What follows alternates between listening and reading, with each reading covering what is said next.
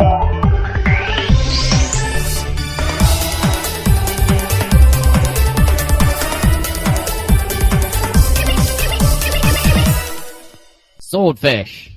Hello and welcome to the Saladcast on the 30th of December 2010.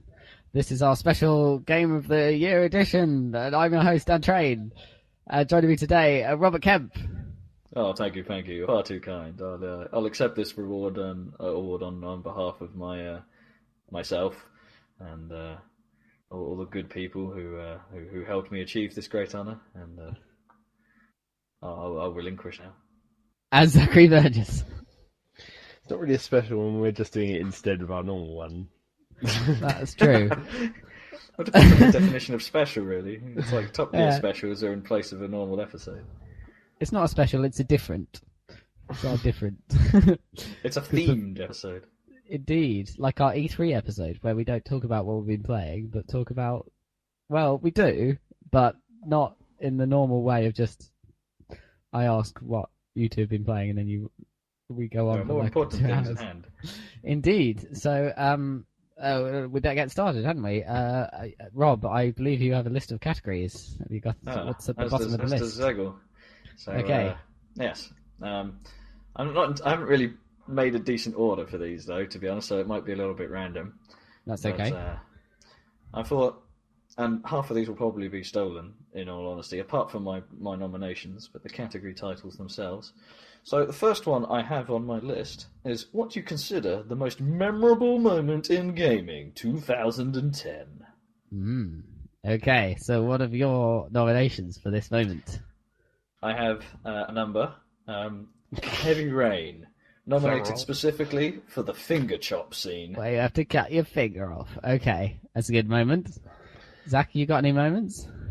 I'm thinking. I've never heard this, Rob's ideas before, so I have to look at my list of the games I played and then think of moments in them that were interesting. I have more, don't worry. You've got some more thinking time.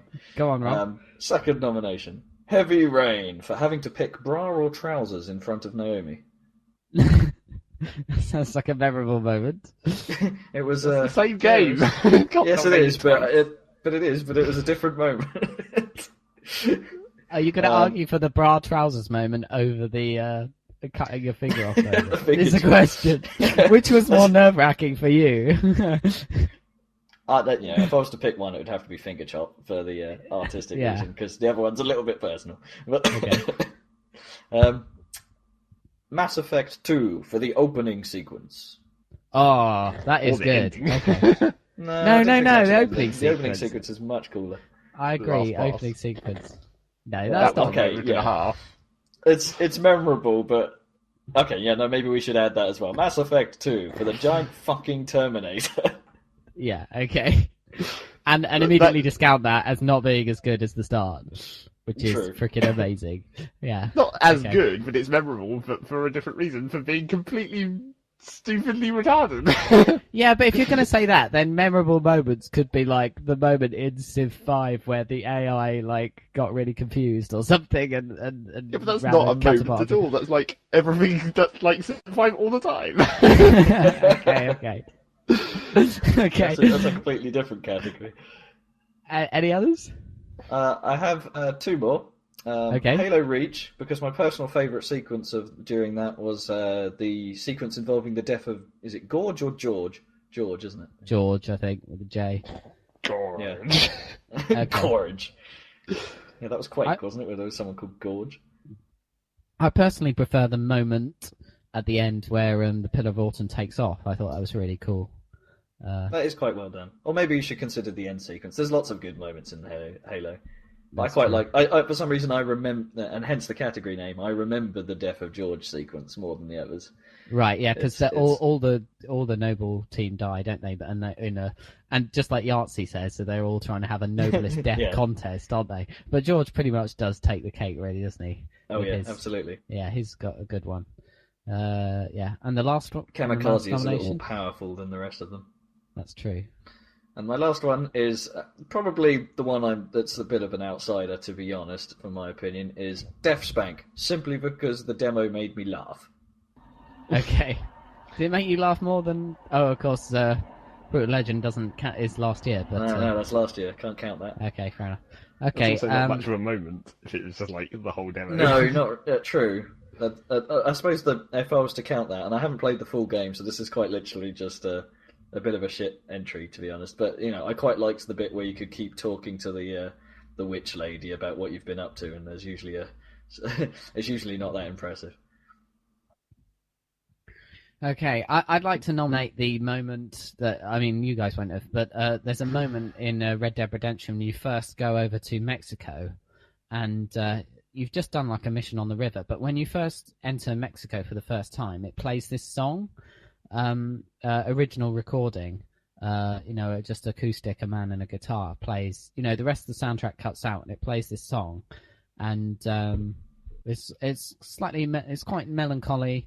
And your objective is just to get to virtually the other side of Mexico. So you're just riding through this brand new landscape, and it's playing this really beautiful song. And I think that was probably one of a moment that I would nominate. That strikes me as a moment, in gaming, a definite contender for the category. I think I've heard that song. I haven't seen it in context, but I think I've heard the song you're talking about. And I mean, it is I can see how that would be super fitting. It's a really good moment, I would say. Yeah. But now you've mentioned the Mass Effect introduction, that is excellent, I must say. It kind of contrasts with the first sort of hour of the actual game after the intro, which is relatively lame in comparison, I think. Mass Effect 2, when you first go to, it has this awesome intro sequence, and then you're on the Cerberus place and talking to, Miranda and the... Yeah. And what's the black guy called? I can't even remember now. He was the least good character in Mass Effect 2, that guy. Yeah, because his teeth didn't move. Yeah. Anyway. And I know I keep wanting to call him Malcolm, but I know that's not it. Malcolm. I mean, the best bit of that opening is when you walk into the old sort of central command center of the Normandy, and it's completely open to space, and you can see out. Oh yeah, that's awesome. It just looks so cool. But it was so, and the drop of the sound as well at that point is great. It was like, why did they not use that effect again? God damn it! Yeah, it's like this is a game in space. Why can we not go outside into space more often and have cool no sound segments? I mean, Halo. All the guns would still work because they're mass accelerated. Halo does that, but I swear that's messed up, that sound in Halo. Why do you... Because you have no sound when you're outside the ship, but for some reason on that level it continues inside the ship for a bit, which doesn't make any sense to me. It should go back to... Because when you're on the multiplayer level, you seem to go through the force fields, and you think now you're inside because you've gone through these force field things. But then the sound doesn't go back. Not. I think maybe there's something you do in the docking bay that sort of gives it atmosphere, because all the guys you're fighting against are wearing rebreathers at that stage. That's true. All of the elites have the full space gear on, rather than just their normal garb. So anyway, so what are the main contenders for this? The Heavy Rain one, I think, is definitely... I mean, that's so noticeable. I mean, I was watching Charlie Brooker's Screenwrite last night, and he had that moment... He showed that moment on TV. It was so good, Did he spoiler warning it? Because it's quite a... Not really, no. you know him. It's a bit of a shame. Yeah, because at the end, I've seen a number of the variants of it now as well, and it's. He didn't. Yeah, he didn't really show what the different techniques were. He just showed some sort of clips and him. So some of them are considerably worse than others. I think I got I think I took the fairly sane option, which was meat cleaver followed by searing, whilst slightly pissed. Man, this is a difficult one.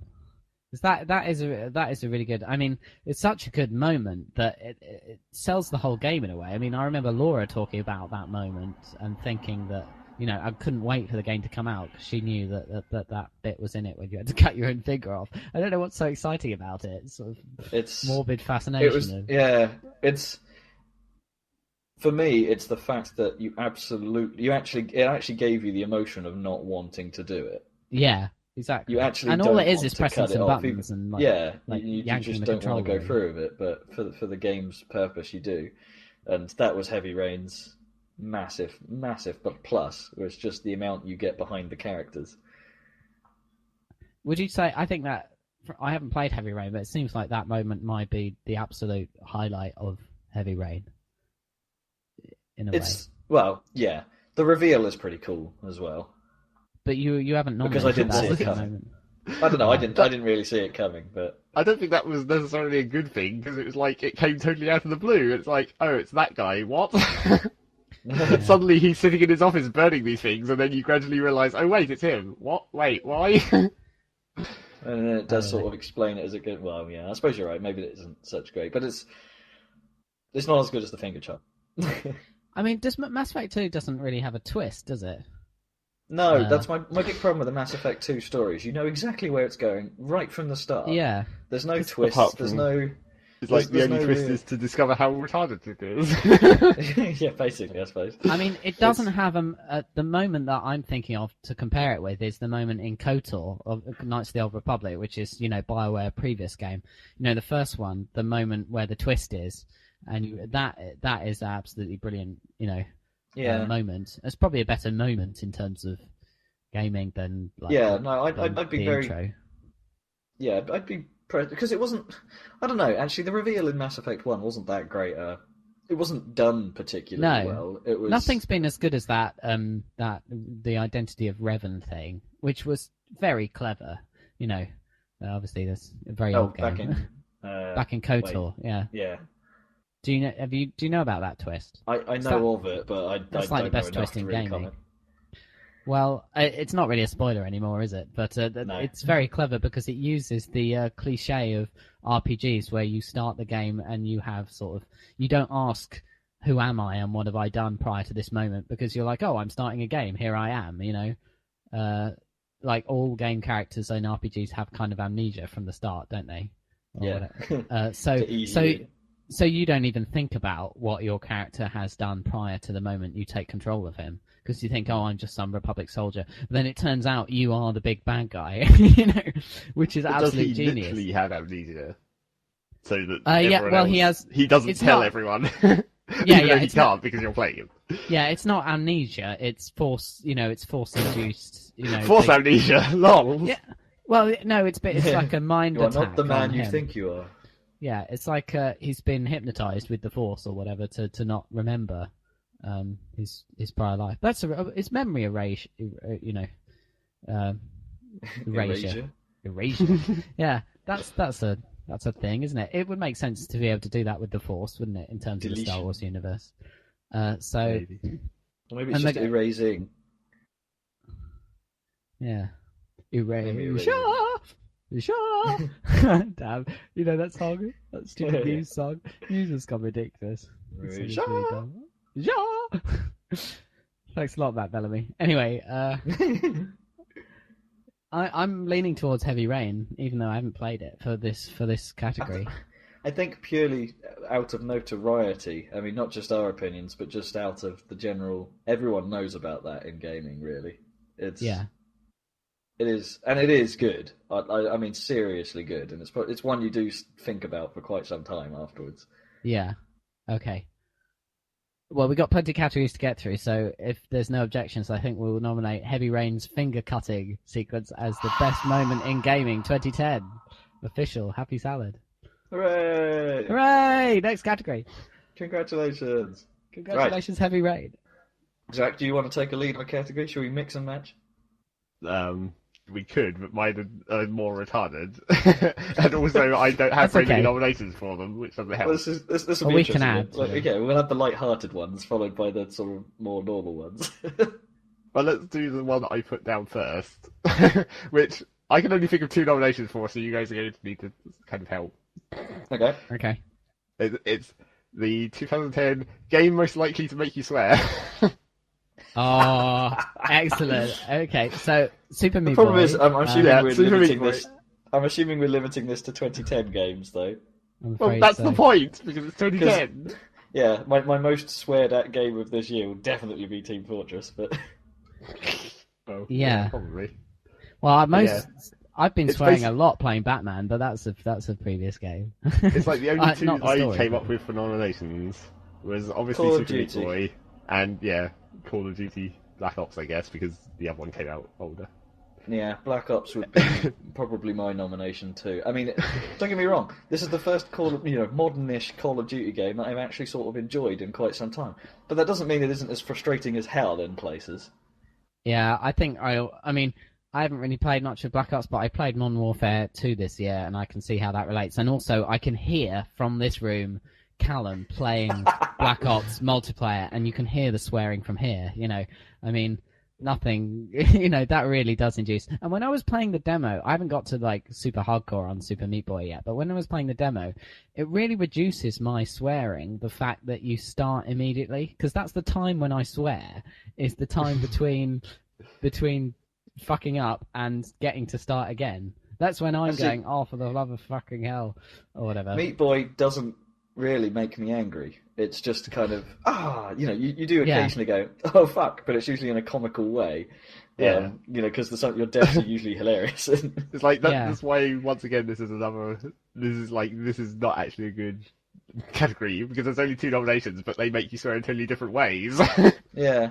Well, no, yeah. I would argue Meat Boy is not nearly as swear-inducing as Black Ops. It depends how much you naturally, like, I say all kinds of retarded shit when I'm playing Meat Boy. It's just like, you die, and then in that split second before you respawn, it's like, it's like swearing, or it's like, no, too fast, too slow. You're just like saying random shit to remind yourself of how you fucked up. It's pretty cool, actually, when we play Meat Boy, because me and Zach have been pretty much all of my playtime with Meat Boy is with Zach on the other end of a TeamSpeak connection, so we can hear each other messing about. It's pretty cool because you do get into the habit very quickly of describing exactly what it is you did wrong without the other person knowing what the fuck you're doing, and somehow it's interesting. Yeah, and it also helps if you can. Obviously, I finished the first playthrough, I guess you call it, the light world. I finished that, so then it's like things that Rob gets stuck on, I can help, or just go back and be like, "What level are you on?" and then I can go and play it. And then I'll try and describe it and figure it out because I can never remember the names. I think the thing that was one of the things that frustrates me and therefore makes me swear most in gaming is, well, it's a sense of unfairness, but it's when in a single player game it tends to be when you do the same thing twice and 2 different things happen. Yeah, and that's one really thing annoying. That's one thing that Super Meat Boy doesn't do at all, does it? Arguably. Yeah. Because, in the late levels of Meat, it's fine when it's all, like, you're moving and, like, the timing to get past saw blades and shit, but then once you start getting things like the homing missiles and the like, area effect repulsors, because they're no longer limited to like tile-based and time-based, because they can move freely through the environment. That's where it starts to get a bit more, what you'd call random, because it's like if you're not in exactly the same position at exactly the same moment, things will happen differently. It's not actual random, but it will have that feeling, won't it? It's That's the feeling that makes me swear, I think, probably. I've been having that problem in Batman, like in the challenge mode, where you're fighting against 10 or 12 AI entities, and they can always choose to do something slightly different on the next time around, and that can be really frustrating. I end up shouting at them and saying, "No, you're not supposed to do that." I've got on that note, we've sort of already touched on it, but I think we did. I don't know. Halo has that effect, or has had that effect. When I was first starting to play it in heroic mode, and I hadn't adapted to the new higher difficulty level of the game compared to ODST and 3, it was those first few moments where you're getting killed from angles you can't see, and you haven't quite figured out how to tackle a section yet, and you're just dying from things you have no idea where they are or what just happened. That's really irritating. But I still wouldn't put that above Black Ops. Yeah, Call of Duty is exponentially worse at that. So I think so. Well, I think in actual fact, it's like out of the level nominations for this, we have to probably give it to Black Ops, even though I haven't played that, and Dan hasn't really that much compared to Rob anyway. I will add another one into the mix, and you guys probably can't comment on this one too much, unfortunately. But Super Street Fighter 4. I'm allowed to say that because Street Fighter 4 was last year, but the Super version was this year. That's technically true. Although it is an improvement over Street Fighter 4 in terms of the control, it is the most frustrating game because you can never get it to do what the fuck you want it to. Right. Okay. It's like it's frustrating for me because I had Eddie sit down and we spent hours basically with him trying to train me on how to play this, Right. and I can understand. I understand the mechanics of the game now, thanks to him showing me how to do it and things like that. I understand how everything fits together, and it is genius when you understand it is so well balanced and so well thought through how everything fits together. I now understand why it's got such high praise, except for the fact I can't fucking do any of it. It requires such ridiculous dexterity to play. Right. That it's frustrating, not because it's hard, not because it's crap, but because you can't do what you want unless you're extremely good, and I mean extremely. Yeah, it's when you know exactly what you need to do, but you just can't do it. Yeah, you can't do it. Yeah, there's a moment in Metal Gear Solid 4 like that was fucking annoying, but I mean, but that's still arguably not higher than Black Ops. Yeah, that's arguably the same with Meat Boy, isn't it? It's It's like- just you. In fact, by the time you work out, you know exactly what you have to do. You just can't do it. Yeah, but Yeah, you but will it feels eventually like get your it. Yeah, it feels like your fault in Meat Boy, whereas Street Fighter the bar is so high, you can't help but feel very early on in the game. It's like, how is that possible? And the weird thing is that in practice mode, you can get the hang of each little bit, but it's you'll figure out how to do a certain bit, and you'll figure out how to do a certain move, how to time a certain move. But then you put it into practice against someone that's actually attacking you, and that's a whole nother league of difficulty. right. Yeah, Pulling it off against a standard dummy where you have the time to pull it off is one thing. But yeah, it's just irritating. But as I said, still not as irritating as Black Ops. Okay, so I think the winner Like, of this category Black is Ops Call of has- Duty Black Ops. I think. It's like Black Ops has to win, but only because vicariously we actually want to give it to TF2 for being a first-person shooter that we swear at a lot. It's Oh, basically yeah, the same thing. we do swear at TF an awful lot. Or I swear at TF an awful lot because I've been sucking so bad this year. Yeah, but at least does- you Well, can discuss that usually before. tell how you died more easily or whatever, or why. If you actually sit and analyze and you calm down for a second after you've died and realize how you died, then usually it makes sense. Whereas sometimes I think that is half my problem with TF. Is I can once you're wound on it, nothing makes sense. yeah, And even I still stand by my original statements that I made a few weeks ago that sometimes it is just fucking weird what happens in that game, and there is no way of explaining it. But it's there is a good few times where you just can't see what's going on until you think about it later, like several hours later or something. You're so wound up, and it's like you go, oh yeah, that probably did happen. Ah shit. Okay, so yes, Call of Duty Black Ops, most swear-inducing game of 2010. Happy Salad official. That's quite a good one. I like that one. Okay, that's a good category. Cheers. It's like Right, go next downhill one. from there, I think. That's all right. Well, I've wait. got my next category is a slightly less good one. It's the most Okay. memorable advert of gaming 2010. Oh God, I don't know how many I've even seen. It's like, I don't watch TV ever, this is Yeah, not going to be neither do I. helpful. Most of the Although ads I it's saw were because of a lot of them got shown in cinemas, so I've seen quite a few.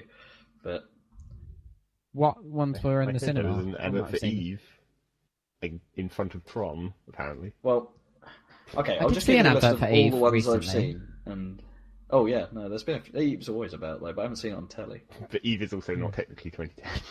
Well, No. Oh, no, true. Oh, well, you could consider It's an World of advert Warcraft. of 2010. It doesn't You have to be consider for a game of characters in 2010. this. Yeah. Yeah, that definitely counts. Yeah. The only reason I remember that is because of its tagline, is that everything you know about Warcraft has changed. No, it's exactly the same. It's just a yeah, I slightly different remember world. that. I just remember is that one that- because of the before-after effect of it. It's like, All that everything will lore change, stuff. everything has changed. Yeah, all that lore stuff and the Deathwing and all that stuff, it's all fair enough for if you play World of Warcraft. But in terms of advertising, like the Mr. T one, etc., and the William Shatner one were way cooler. I think they were last year, though, weren't they? Exactly, that's what I'm saying. So, Yeah, they were super cool. what is it? I'm a night elf mohawk. And T, there's no such thing as a 9-elf mohawk. Shut up, fool! shut up, fool. You think I'm not clever enough to play with computers, Mr. Condescending Director person? Hey, Shatner, how do I fire bolts of lightning? Let's get World of Warcraft dark. Yeah, see, we've just proved memorable. Yeah. They were awesome. They were awesome. The new ones, not so much. Okay. No. Other nominations? On my list of the top 4 that I remember from this year, Blur with Haven't Mario seen it. Kart rip-off ad. Oh, I think I have seen it, but don't Oh, remember. right, yeah. So That one. Because that was cool. The controversial Call of Duty Black Ops ad, oh god. where members of the public seem to be walking into a war zone. Well, they were random like B-list celebrities from America, weren't they? Like Some of them Jimmy were, Fallon yeah. and people like that, wasn't it? You know. But I talk think shows. I thought it was pretty cool, but it caused up a stir, and maybe that should win simply because of the notoriety of it. I thought Halo's ads as well were super awesome. Yeah. Because they pretty much had nothing to do with the game, but they were just so well done, and not that far from the sort of canon of the world, I suppose. Not that they went too far out of touch with the game, Yeah. which is nice. And the fourth one I remember is the Super Mario Galaxy 2 ads, because they were just annoying. Hmm. Because they were shit ads, basically. They were like, played the most anticipated game of the year on Wii, or something. And it was like really up itself. And admittedly, in terms of ads, it wasn't bad in the sense that it actually just showed gameplay. But it wasn't creative, it wasn't clever, it was just, this game is good, play it. Pre-order now to avoid disappointment, that kind of shit. Yeah. Are we voting on the best one? Because I don't know who have seen most of these, and they all sound shit. Well, I mean, most memorable was my... Oh, most It's- memorable. It's Okay. in the same element as the previous one, where it's like memorable can also mean shit as well as good. See, a lot Yeah. of the most memorable gaming ads have been in past years. Like, obviously, the original Gears of War ad was a bit of a memorable one with the Mad All of the World Gears and of all War that. ads are great. Yeah, stuff like that. But I don't know about this year. Halo 3's ad campaign was awesome as well. With the little miniature dioramas. Yeah, and the stuff. diorama and the That was sort of, that's pretty cool. My That's most pretty memorable harsh on advert for adverts. this year, that unfortunately is the gaming one, because it's like because of you get like adverts on the start of various Flash videos all over the place. Oh Which yeah, is yeah, where yeah. I saw Oh, World yeah. of Warcraft one written several times. But there was this one goddamn advert for like some stupid mobile phone with a bit, it was pimping its high res screen or something. Where it's like, yeah, and it's like you get like a car chase scene, and then it turns out it's happening on this guy, on the like lines and curves of this guy's hand, and it's like, oh no, it turns into a mobile phone. Ah. Actually, Don't if we're remember the going down brand, that so it route, obviously did it that much. I if saw we're an going down that Andy route, there are a couple others that sort of like really annoyed me, or were memorable, but not for the right reasons. Game trailers for ages ran the ad for Frontline Assault at the start of all of their videos, which got really old really fast. Because it wasn't a very interesting ad, and it had like over-the-top music and the occasional sort of Transformers style sort of sound while a nuke goes off in the background, and very sort of stroby-looking graphics. It was really crap and quite annoying, and very brown. And but possibly the one that has annoyed me the most quite recently is the stupid ad for the BlackBerry Torch featuring music innovator Diplo. And Oh, I think Wait. I've seen that. Yeah, that is It's like- incredibly dumb. my cruise all around the world, Japan, America, outer space. I love what I do, and a BlackBerry Torch helps me do it. Because we do it. And it's the short version is the most annoying one, because it doesn't even have the cool bit in the ad, which if you see like the full version or the cinematic version, they have this bit where he's standing there going, yeah, crowd's going wild, there's zombies everywhere, and then the drop kicks in, and then this electro tune comes in, and it's pretty cool. That's the saving grace of the ad. It's still annoying, but it's like there's the drop. I saw this promo for Angry Birds online, and that was quite memorable. I'm not sure if it was a whole advert, but it was incredible. It was live action, and it was like a United Nations peace conference between the birds and the pigs or whatever. And the birds and the pigs were people in like foam suit things or whatever. Awesome. And there was this like snooty Belgian sort of guy military guy trying to mediate between the two parties or whatever at their peace conference, and it all degenerated into obviously a complete disaster. But the costume design looked really, because they did look like the characters from the games, but really quite freaky and weird because they were in real life. And yeah, I would not really. I don't know if that was a full advert, but that was very memorable. And that, I haven't even got Angry Birds, but a lot of people played that. Jeez. It's good. Yeah. That's the end of that. The end. So yeah, out of that pile, might be a difficult one to judge between the three of us. I'm not sure if I'm really qualified to... Basically, Rob is the only person who can judge this one. What would you say is your favourite, Rob, or most memorable? Well, I see. My favourite is probably the Halo stuff again, but right, fair enough. In terms of the category, I think it's going to have to go to Blur because it was just so. I do actually remember that, and kind of cool. Okay. Let's go with that then, shall we? Is that all right with you, Zach? I vaguely remember it, and therefore it must be that one. Okay. What the fuck? So, winner of most memorable advertisement, a gaming advertisement of 2010, goes to Blur from Bizarre Creations. Oh, wait, I had another thought. You guys probably wouldn't have seen it, but this probably doesn't change the award, but one of the other good ones was the Japanese ad for Sonic Free Riders. Nope. That was quite funny. Was it terribly Japanese?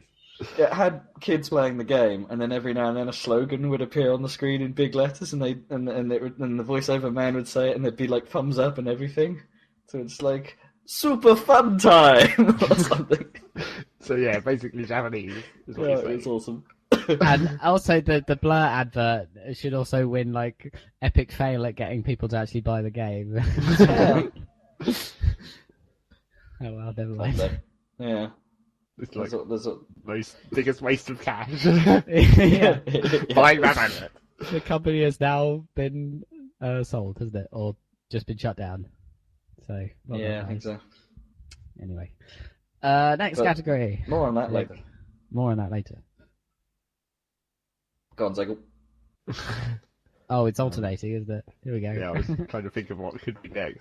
Because I'm just looking at the other four, or all three, I guess, that I have, and they're not very interesting, and they also don't have very many nominations. But, that's okay, we can add to nominations. We've got most annoying thing in audio in 2010. Most annoying audio thing. Yeah, which I'm going to nominate. Well, there's Super Meat Boy's meatiness, which gets kind of annoying after a while. Yeah, okay. And also the Mass Effect 2 incidental voices. One less. Because that was just hilariously bad and kind of annoying. So, some of that was absolutely terrible. I'd like to add one of the characters. I can't remember his name. That's quite bad. But the guy from Heavy Rain who shouts Sean a lot. Okay. Or Jason. Sean! Sean! Sean! It's like bloody Akira, is it? Canada! Sean! Tetsuo! Sean! Sean! Oh wait, and I forgot the third nomination that I had for this one. The artillery in Super Commander 2. Because as I mentioned at the time, it just never stops! Oh, no, I do have another one, but it's not really from this year, which is annoying. I was about to say the artillery guns from Red Faction Guerrilla, because that was pretty annoying. Oh, what, through that whole mission? Yeah, I guess it was. Yeah. It didn't seem like that sound was coming from the guns. Yeah. It just didn't know that way you were, it just sounded the same. But that's not this year, so yes. Fail.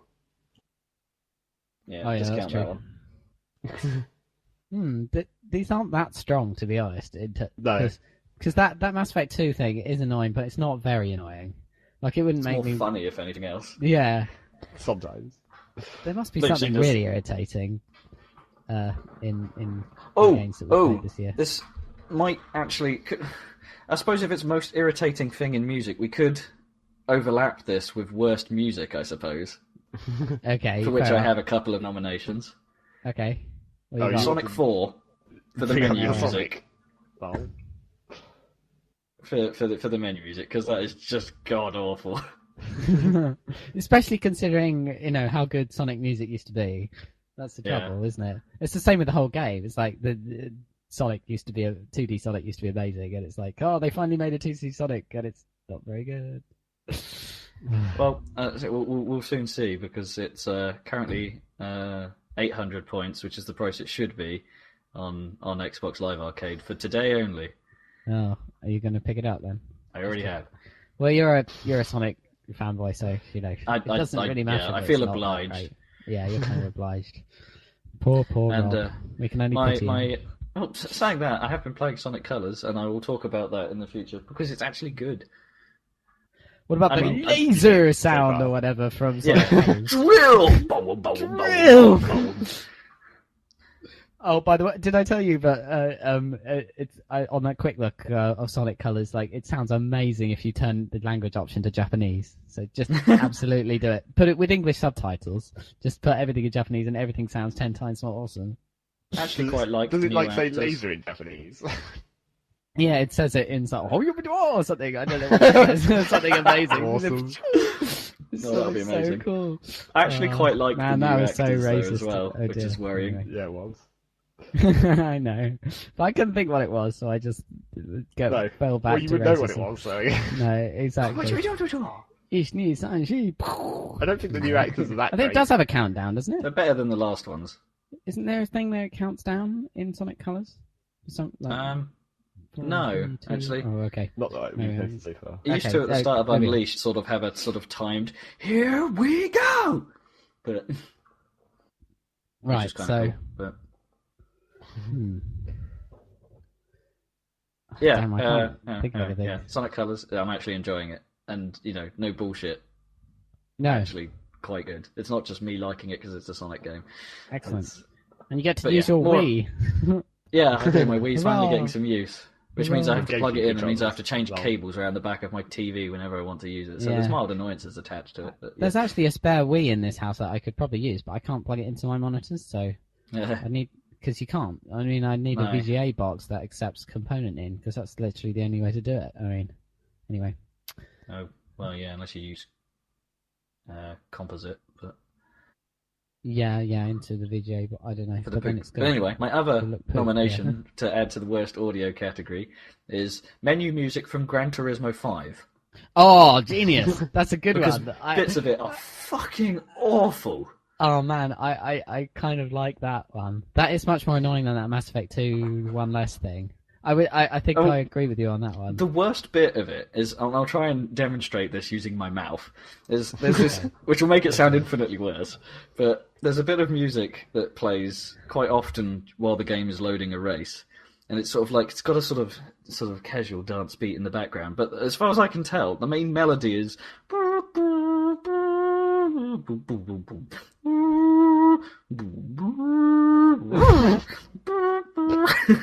That's genius. And it sounds like off key and with the other notes that are playing. It's especially that bit where it's like. Zach, have you heard any of this stuff? No. Oh, It's okay. just terrible. Okay, I think and this is any objections, I think I like that one for winner of most annoying audio. Like Gran Turismo menu music. I can't think of any others, to be honest. Okay. Alright, winner of most annoying audio in gaming of 2010 from The Gran happysalad.com. Turismo 5 menu music. Indeed. Woo! Smooth Japanese crap jazz. Yeah, that's quite a good one. I like that. You can turn it all off. I have to. I've Yeah, discovered. there is a way of, and I was quite happy when I figured this out. You can go to the playlist menu and change where every song on the soundtrack is played. Oh, can you? Like Okay. you can change whether they appear in races, whether they appear in certain menu screens, whether they appear in other things. But it's, but, and this is an enormous but. There's no way of just bulk changing all the jazz so it's not there. You have Right, to go yeah. through every track and say, I want this to appear during the menu, please. Which takes Yeah. a long time. I can imagine. Right. So another Zachary category. No, it's 12%. Yeah, Oh, because is we it? kind of combined on that one, I suppose. Oh, we did, didn't we? Yeah, I'll go Okay, next. Rob said. I want to go Rob for the said. fairly normal sounding, most surprisingly good game, as in the game that sort of surprised us in the sense that, we were expecting Yeah. it to be shit, and it was actually alright. It's better than you thought. Well, have we got Yeah. Sonic Colors in there? Indeed. What else we got? Black Ops, and I mean that in the sense that I normally don't have much of a... Even though I have them all the Call of Duties other than World at War, I've never Yeah. really seen why it's got all the... I kind of get why you're all the putting praise that that there, it does, but actually this time it seems a lot better. So it's almost more of a most improved, which is why I'm suggesting it.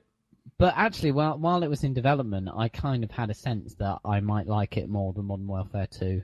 So it didn't really surprise me. In fact, yeah, I don't know. I don't know how Okay. surprising it was, but No. because Treyarch are good, they are good. They should get more credit than they do. I think they Yeah. have finally got it now, but they got a bit of stick for being the off year for Call of The Duty. copycats, yeah. The This time previous years. they've carved their own path, which is nice. I mean, it's fair enough. I mean, Call of Duty 3 wasn't very good by all accounts, but I think they had to develop it really fast, and Yeah. you can't really judge them on that. But Black Ops kind of shows them kind of going to town and really taking that formula and just running with it and just putting tons of stuff in there, like even that little console, where you get up out of your interrogation chair and then you can run little games and things and hack into government computers and all that kind of stuff. That stuff's awesome. and all the even their innovation in multiplayer, I like the wager matches. So I think they're cool. You were saying there was what was the one you liked with the crossbow? Yeah, the Sticks and Stones yeah. game. And one in the chamber's cool, and I think they made some nice additions there. Probably the map design is, roughly on a par with the Infinity Ward stuff. But I actually prefer the maps in this edition compared to the Modern Warfare 2's maps, which I really hated. Yeah. Well, it has some cool elements to it. Like the one with the rocket taking off is kind of cool. Yeah, I mean, awesome. as a map, it's quite good. But then it's got that extra of it being at a cool launch The center. Vietnam-based in level is Kazakhstan. kind of cool with the sort of river in the middle of it. Yeah, So that's quite gorge nice. of fighting. Yeah, that's kind of cool with the ladders that you have almost no chance of making it up without dying and things like that. Yeah. And the little RC car and stuff. That's kind of cool. I mean, But yeah. it's a bit dumb, but it's very much like Grand Theft Auto, isn't it? Yeah. Well, the original Grand Theft Auto, I mean, not the new ones. But I sort of mean it in the sense that not Right. because we didn't expect it to be good from a critic's point of view, but because we actually find it fun. We don't, yeah. We'd been a bit skeptical about Modern Warfare 2, so yeah. So in that sense, it might have been surprising that this was good. I think Halo Reach, to a certain extent, might have been surprising in the sense that we didn't even know it was going to be an FPS when it was announced, and it's turned out to be the best Halo game, if not since the original game, possibly even ever.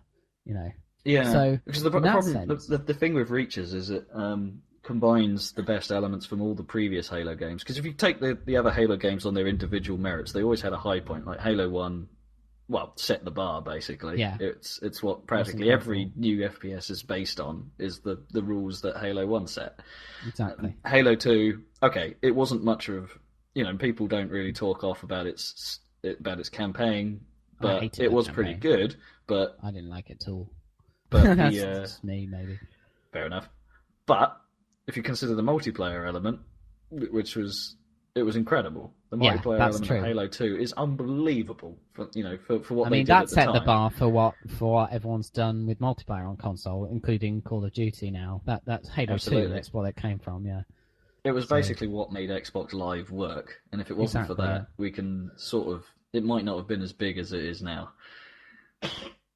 And if and then you take Halo 3, which was kind of the average Sun. It's not like they refined the campaign and they refined the multiplayer, but neither have the same impact as the components of the last two games. So the multiplayer in Halo 3 is good, but personally I preferred Halo 2. Yeah. And the campaign on Halo 3 is good, and it's better than Halo 2's, but it doesn't have the same power as Halo 1's. Yeah. It might be technically better, but it didn't have the same boom that it did back Yeah, in Halo 1 fair. time. So Reach, in that sense, It just combines all the best elements. It Yeah. takes the power of the story and the setting and the combat from Halo 1, mixed in with Halo 3's newfound awesomeness and new mechanics and things like that, and some of that's in Reach, but then takes Halo 2's fantastically balanced multiplayer.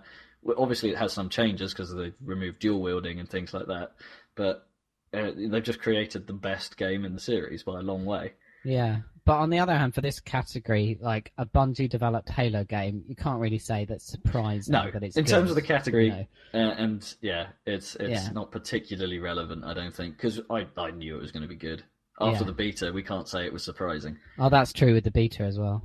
Another one, I mean, we're nominating all these huge games for this category, which I kind of tend to think would be more for games like Sonic Colors, but Red Dead Redemption, who saw that coming? I mean, Red Dead Revolver was, nothing like Red Dead Redemption. That is true. You know? That is true. And I should have been the one most excited about Red Dead Redemption, and it's almost like there was a blackout on coverage of it. Nobody was excited about it, and nobody realized that what was coming was basically a spiritual successor to Grand Theft Auto 4, which is the one of the most critically acclaimed, and most best-selling, most successful games of all time. And it kind of crept up on everyone in sort of March, or when was it? Sort of May time.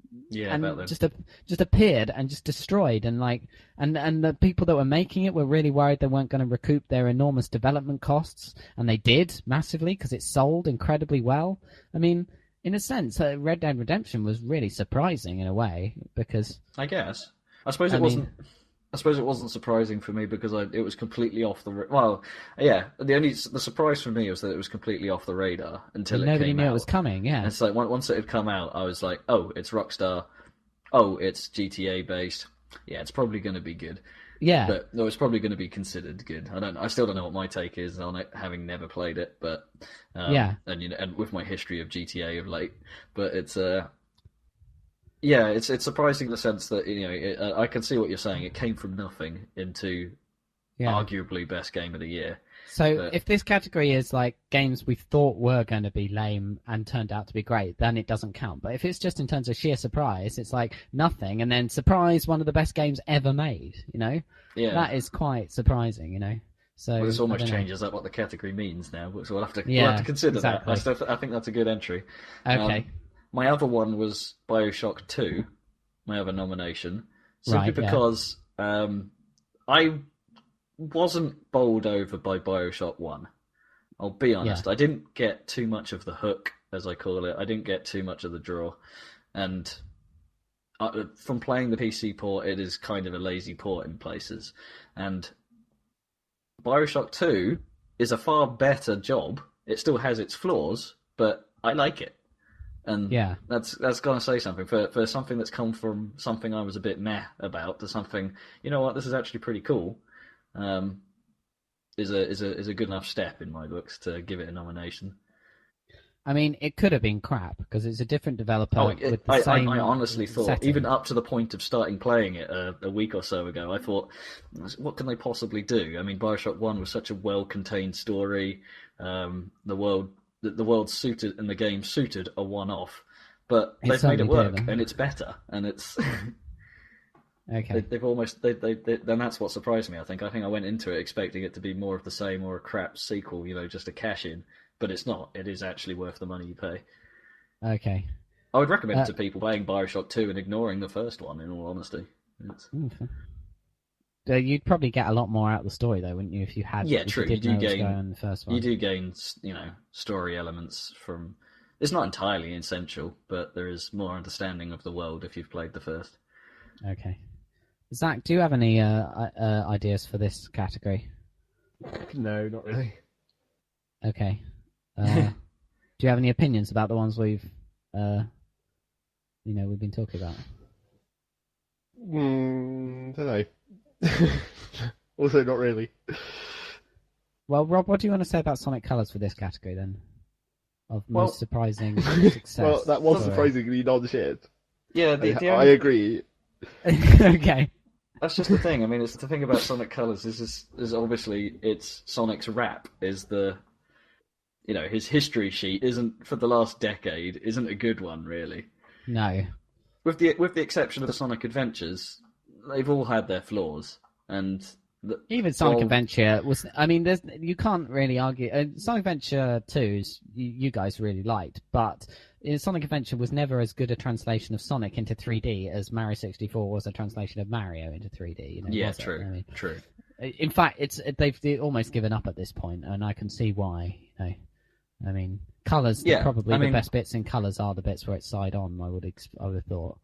Which is yeah, most of agreed. it, isn't it? The best bits are the 3D does add something to it, and it keeps it kind of interesting. But yeah, there would have been nothing wrong with making the game entirely 2D. Yeah, there would have been absolutely nothing wrong with that. It's just that everyone whenever Sega make a plan for Sonic, they hype it up, they give it all the threads. They say, honestly, we've listened, we've made the best Sonic game we've ever made, and especially in the case of Sonic the Hedgehog 06, they fail on every count. Unleashed changed that slightly in the fact that they did have elements that were great, but they still hadn't quite got it. There were some stupid gimmicks that just didn't work. There were some stupid mechanics in some levels that just didn't really work and were just annoying. To the point where once you've done them once, you find the routes around the level that doesn't involve them. They were that bad to make you think of other ways of tackling it. And the wolf section, dear God, it's just They weren't that wasn't as bad as I was expecting, but it shouldn't have been there. So I went into thinking colors. Okay, it looks promising. They've taken Unleashed and rolled with it. They've obviously thought they were onto something with Unleashed, and actually, I have very few complaints about it. They have taken the best bits of Unleashed, and thrown away all crap. It's the stages are clever. They're varied. The new Wisp powers do add a level of awesomeness to how you attack the levels. They deserve multiple playthroughs because of the different routes you can take and the different things to find. Most of the time, you can't get everything on a single run, so you have to do it several times in order to total the level and find everything in there. It has a nice mix of speed and platforming elements that are well done, which is one of the most difficult things for a Sonic game to do, I think, is to get a platformy feel correct. It's just the way Sonic moves, isn't it? I don't know. It's just. I have some weird. I think the way he jumps is a bit weird, and they've added a very slight double jump. But they've changed some mechanics, like you can't just homing attack forward all the time. They've sort of changed the layout on how Sonic's moves work in a way that's actually beneficial as well. It's just a great balance of all the good bits of all the previous sort of 2D Sonic games put together, and I really, really like it, I have to say. Great. The only downside to it, and this is both a downside and an upside, and Zeg will agree with me with this, it doesn't really explain itself. It pretty much drops you in, and it's up to you to figure out what to do and how everything works. It does have a hint system, but it's pretty lame. Okay. It was just like, you start the game up, and it just goes straight to the first level. It's like, there's not even a menu. Just like, the first thing you do is it drops you in the game, like old school style. It's like, new game, Act 1, here you go. Well, you do typically have to start, I guess. Yeah.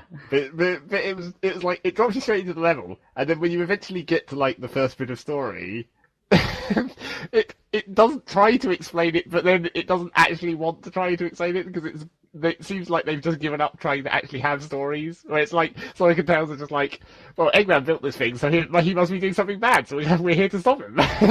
It's just like, they've given up inventing any stupid reasons for this. And the best line on that whole first section is, this is pretty much how we spend our time. Yeah. Well, I think I've seen that part. Yeah, because I think for this category as well, I think Sonic Colors has kind of come in the shadow of the disappointment over Sonic 4, because that's what everyone was excited for. Because they rip everyone up into a frenzy every time, and every time they disappoint. And this time they disappointed again with Sonic 4. But then, admittedly, hold your horses. A minor disappointment in Sonic 4. Yeah, but a good Sonic game.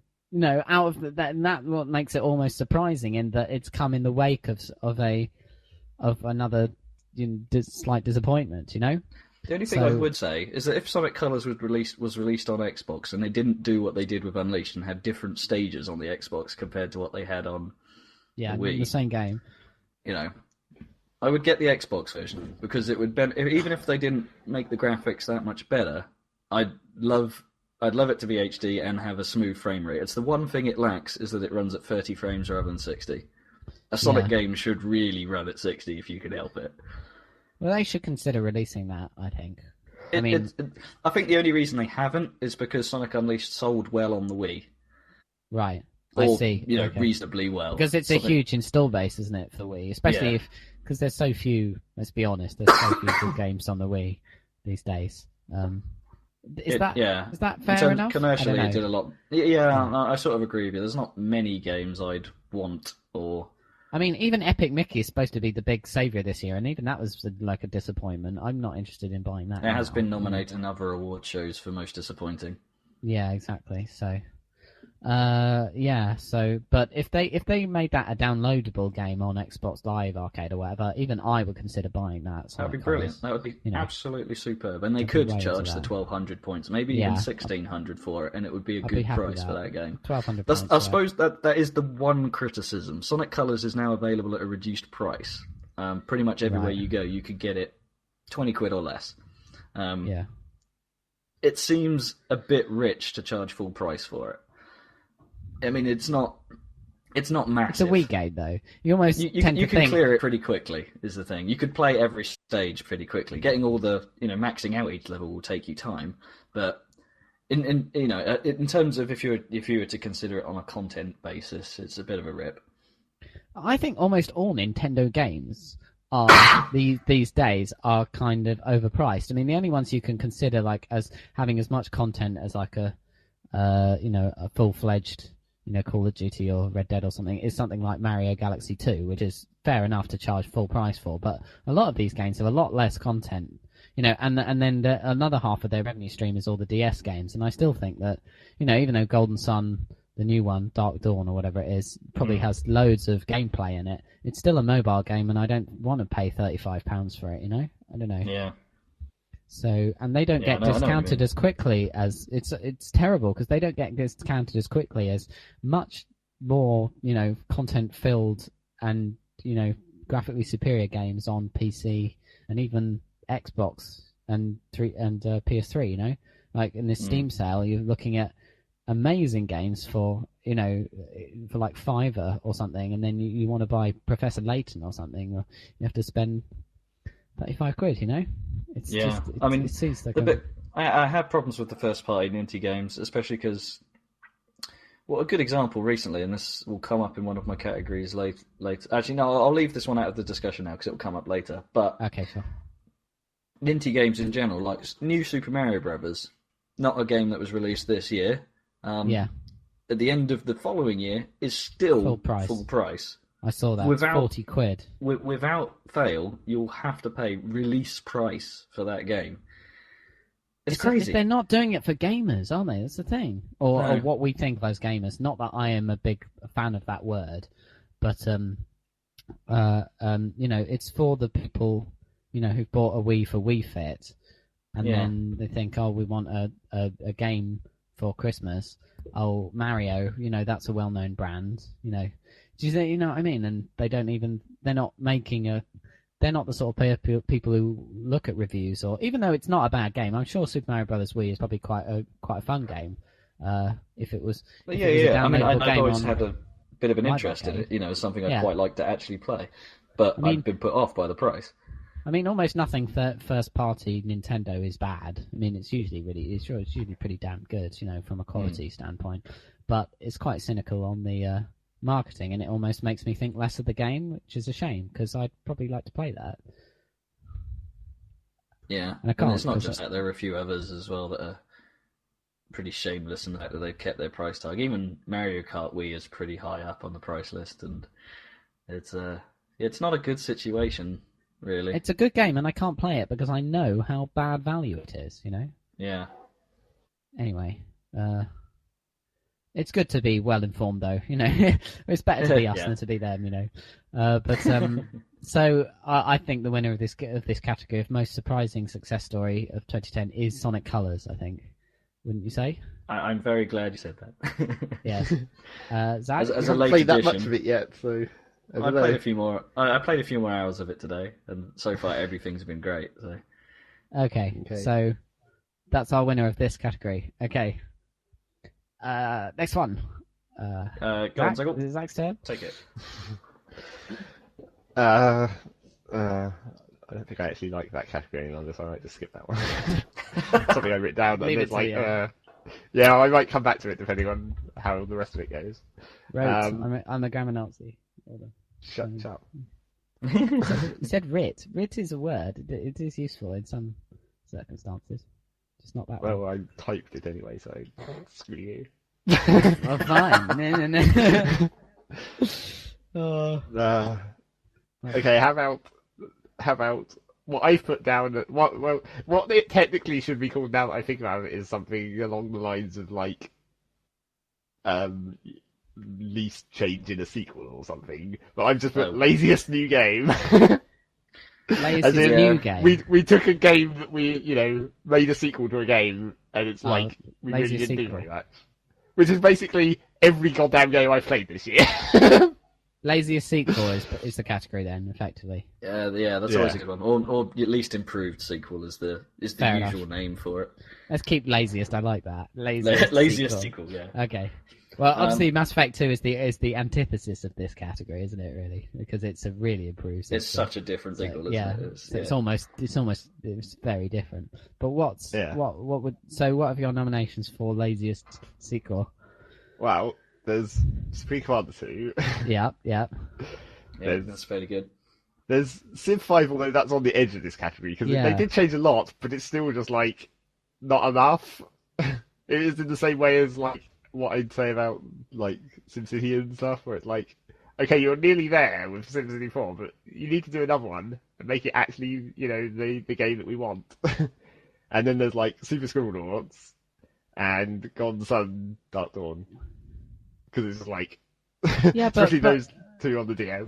But by all accounts, like I Super would- Scribblenauts was improved. I mean, it may be lazy, but they did fix the thing that made the first one lame, didn't they? You could argue that adding adjectives wasn't easy, really, when you Well, think about the effort that must have gone into it.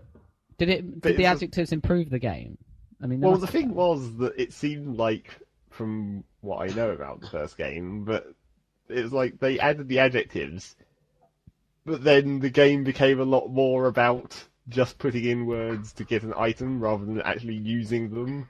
I know what you mean. It sort of moved away from its platforming roots and became more of a word puzzle. Yeah, so they fixed the platforming controls, but didn't actually use them as much. Yeah. Which is kind of a weird combo. I suppose it was like a double, a two-pronged attack on that criticism, where it's like, oh, I don't think our controls are very good. Well, let's improve them and remove them. That was kind of strange on their part. And then obviously Gone Sun, because it's Gone Sun again. It's the That's what same we after said. 7 years, yeah. But It is pretty much the same. so do you think laziest sequel means, implies that the game is bad? Not No, really. I think it's just that it hasn't changed enough. Okay, It's fair enough. almost identical to the previous edition. Because obviously Golden Sun is a good game.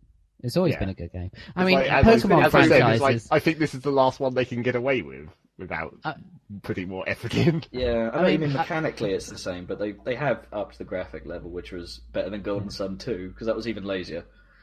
Yeah, but Well, that be Yeah. Gone Sun 1 and 2 were basically one game just spread over two carts. and they're pretty because nice of the looking for a cart size. GBA game, weren't they? Yeah, true. But Yeah. I mean, there wasn't a Pokemon game released this year, but that's going to run away with this prize of laziest sequel. I mean, every single one is the same since about 1997 or whatever it came out. I know I just They picked it up, actually but I do think something. I'll add Bioshock to this list. Yeah, I was thinking. Yeah. I mean, 'Cause they probably it shouldn't is have done a better, sequel but so quickly. I mean, Yeah. I mean, I it is mean- better, but it borrows a lot from the first. the whole setting is the same, and Yeah. The The graphic engine- pretty much the same quality. yeah, The same physics flaws apply. It may be a better game. Don't get me wrong, but it does feel lazily produced. I mean, I think Black Ops has done enough to avoid this category. It could easily have been in this category, but as laziest, because it is, it does, draw incredibly heavily from Modern Warfare 2, obviously. But yeah, I think they've done enough to separate I don't really themselves. consider it a nomination for this one. I don't think it's different enough. I agree. Yeah. So what have we got? Golden Sun. I'm not sure about Scribblenauts. It sounds like it's much better. It is improved to me. And I can't help but think the addition of adjectives into a language-based game can't have been an easy thing. So the word lazy doesn't really. Yeah. It's not like they might have been tedious for them, but it's still. I mean, when you play it, it's like you soon discover where it's like a lot of words give you the same result, even ones which you don't actually think are very much the same. Although then that weirdly sort of fits into the role of like the advanced challenges where you have to do the same level 3 times. It's like if you want to make something brown, just think of 3 different words for brown because they'll all come out brown. I don't know. What about as a nomination, Bejeweled 3? It's Bejeweled again. That's pretty good. Yeah. Hang on. Super Street Fighter. Yeah. That's also pretty good nowadays. So what is new in Super Street Fighter? A couple more characters. There are new characters and new places to fight, and it's a general refinement of the whole battle system. It's essentially something like that the whole could game. easily have been a patch. It doesn't really count as a game, though, does it? Would you count it as a sequel? No. Do you know what I mean? Really. It has the word 4 on the end. It's like a special edition, I guess. Yeah, it's like a Game but it is Year different edition or enough that something. they couldn't apparently they couldn't patch the last one. So because I think it's for the hardcore of them. There's the Street Fighter 4 rules, and then there's the Super Street Fighter 4 rules. They're trying to keep them as separate things. So the really hardcore play just Street Fighter, and it's it's a weird one. It's not really a sequel, but at the same time, it's fairly lazy for a full release. I mean, you could almost nominate. I'm sure they could have patched it. And just they could have patched it better. But they have a precedent from their old days of like the super versions, don't they? Yeah. So they were kind of following in the old. It kind of makes sense. Maybe it should have been like a DLC pack. So you buy Street Fighter 4 and you can buy the super add-on for monies. Yeah. And then you can choose between them, so you could have your old Street Fighter 4 rules and your super rules. That makes more sense to me. I don't know. I think you can make an argument that all the low-spec car models in Gran Turismo 5, considering how long it took to make, would qualify it as quite lazy, in a way. It's quite lazy, but I wouldn't consider the game as a whole as a lazy endeavour. I mean, there's so much of it, but there are lazy elements. It is, but it hasn't innovated, really, has it, on the previous game? No. Has it? So no, not especially, no. I was going to nominate Death Spank 2, Thongs of Virtue, but I'm not sure that counts because it's pretty much a... it's almost episodic. Yeah. Yeah. It is almost episodic, isn't it?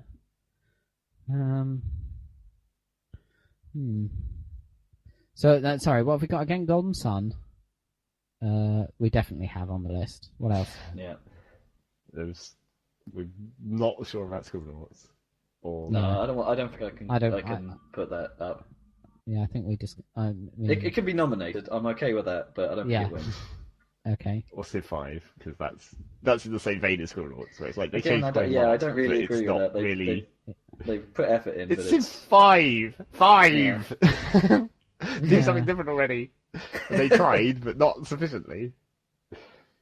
And then Supreme Commander 2, which you guys don't know about, really, I guess. You didn't even know about Supreme Commander 1. But you better make your case for Supreme Commander 2 being not a sufficient improvement on Supreme Commander 1.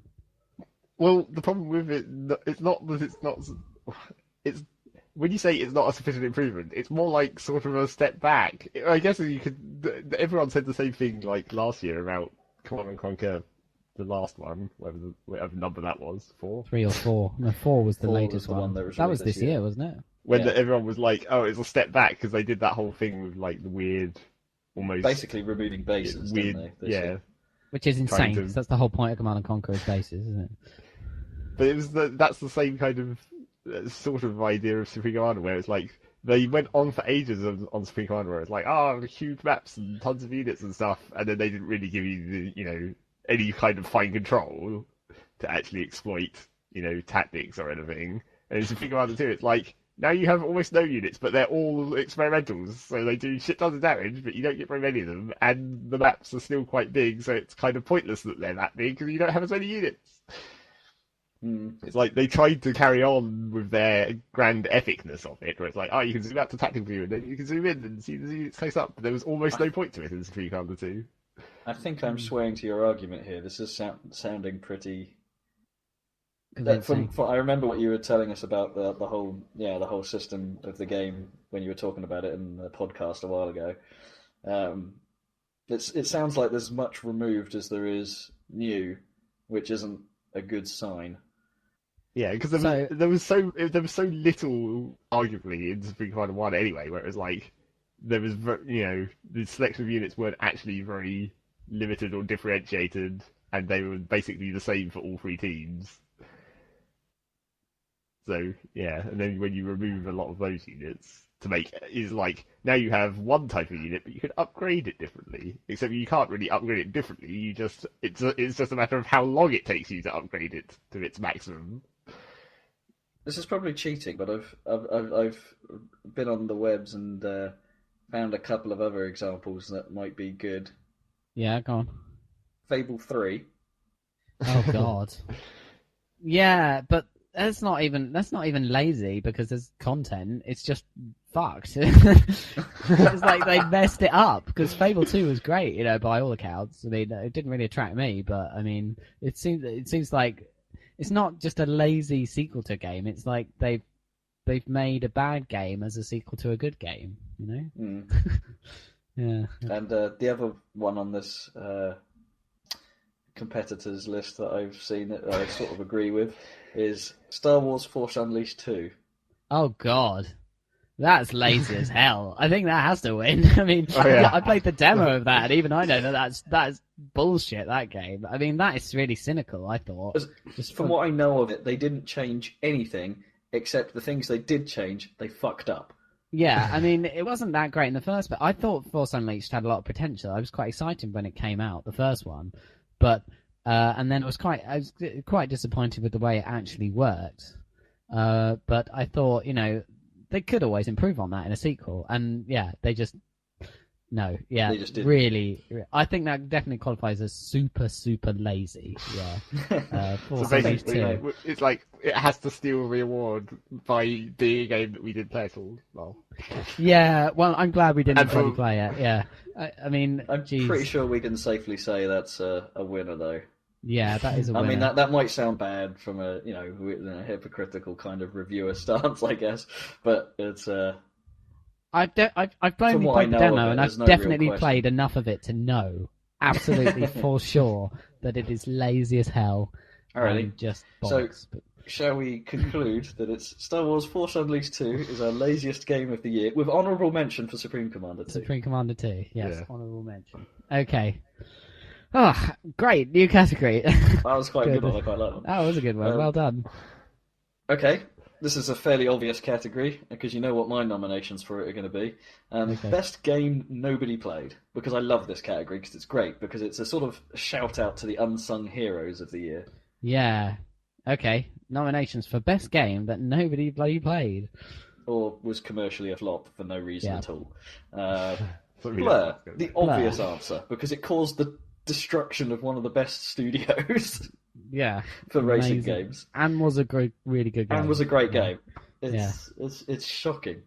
I don't know who it's by, but my second nomination, I can't remember the developer, but my second nomination is Enslaved. Oh yes, I can't because remember. It's supposed to be good. It's supposed to be more than good, but it hasn't sold. It's not done well. Right. Okay. Yeah. It's the general consensus. It's barely known. Have you played it then, Rob? I played the demo. Yeah, me too. And I actually quite liked it. I thought it was alright. Yeah. It's quite good. It's got that Uncharted feel, and the graphics are pretty damn good. It's it's not bad. It's not as good as Uncharted. I'm not saying that. No. But it isn't bad. And to be honest, the production values are sky high. Mm. It's Andy Serkis. You can't fault, really. Yeah. He's genius. Uh, Or at least he is in that role. It's just him. It's suiting. But yeah, great game.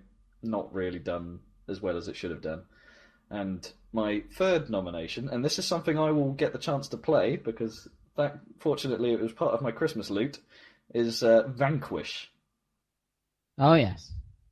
The Oh, Gears is of that War the style shooter, Yeah. which invented rocket sliding, so you actually have to be mobile on the battlefield rather than staying in one place. That game actually looks amazing. I mean, Yeah. it's the Japanese trying to copy successful Western games, but I think they Which need they to have in done a some- few times. Yeah. I can't remember what it was called, but there was another release this year that was very Gears of War, but also very Japanese and was pants. But Yeah. Vanquish, they felt it was like, oh, let's do Gears of War, but let's do it our way, and they've actually done it well. What team is behind Vanquish? Is it the same as Bayonetta? I think it is actually. I think it is Yeah. Platinum. I think Yeah, it's probably Platinum not the same Games. team within Platinum. Let's be Yeah, honest, yeah. because they'd churn that one out quick otherwise. But Yeah. But same guys. Well, same developer. Yeah, studio.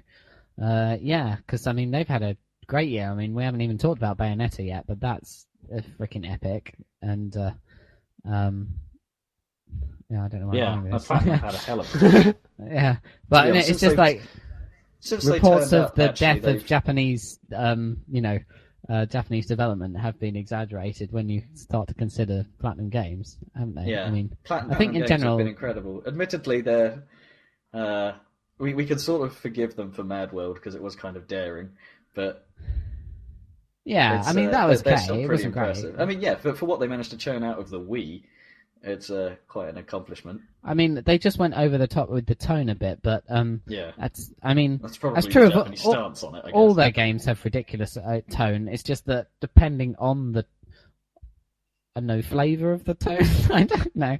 Like Mad World, needed to be reined in a bit, whereas Bayonetta is all out insane and is good that it is insane. You know, Yeah, like the more all out, and probably the same with Vanquish. The more insane that gets, probably the better. With the rocket sledding along up to the Yeah. cover, it's like I can't be bothered doing the roadie run up to cover. I'm gonna use freaking rockets on my feet.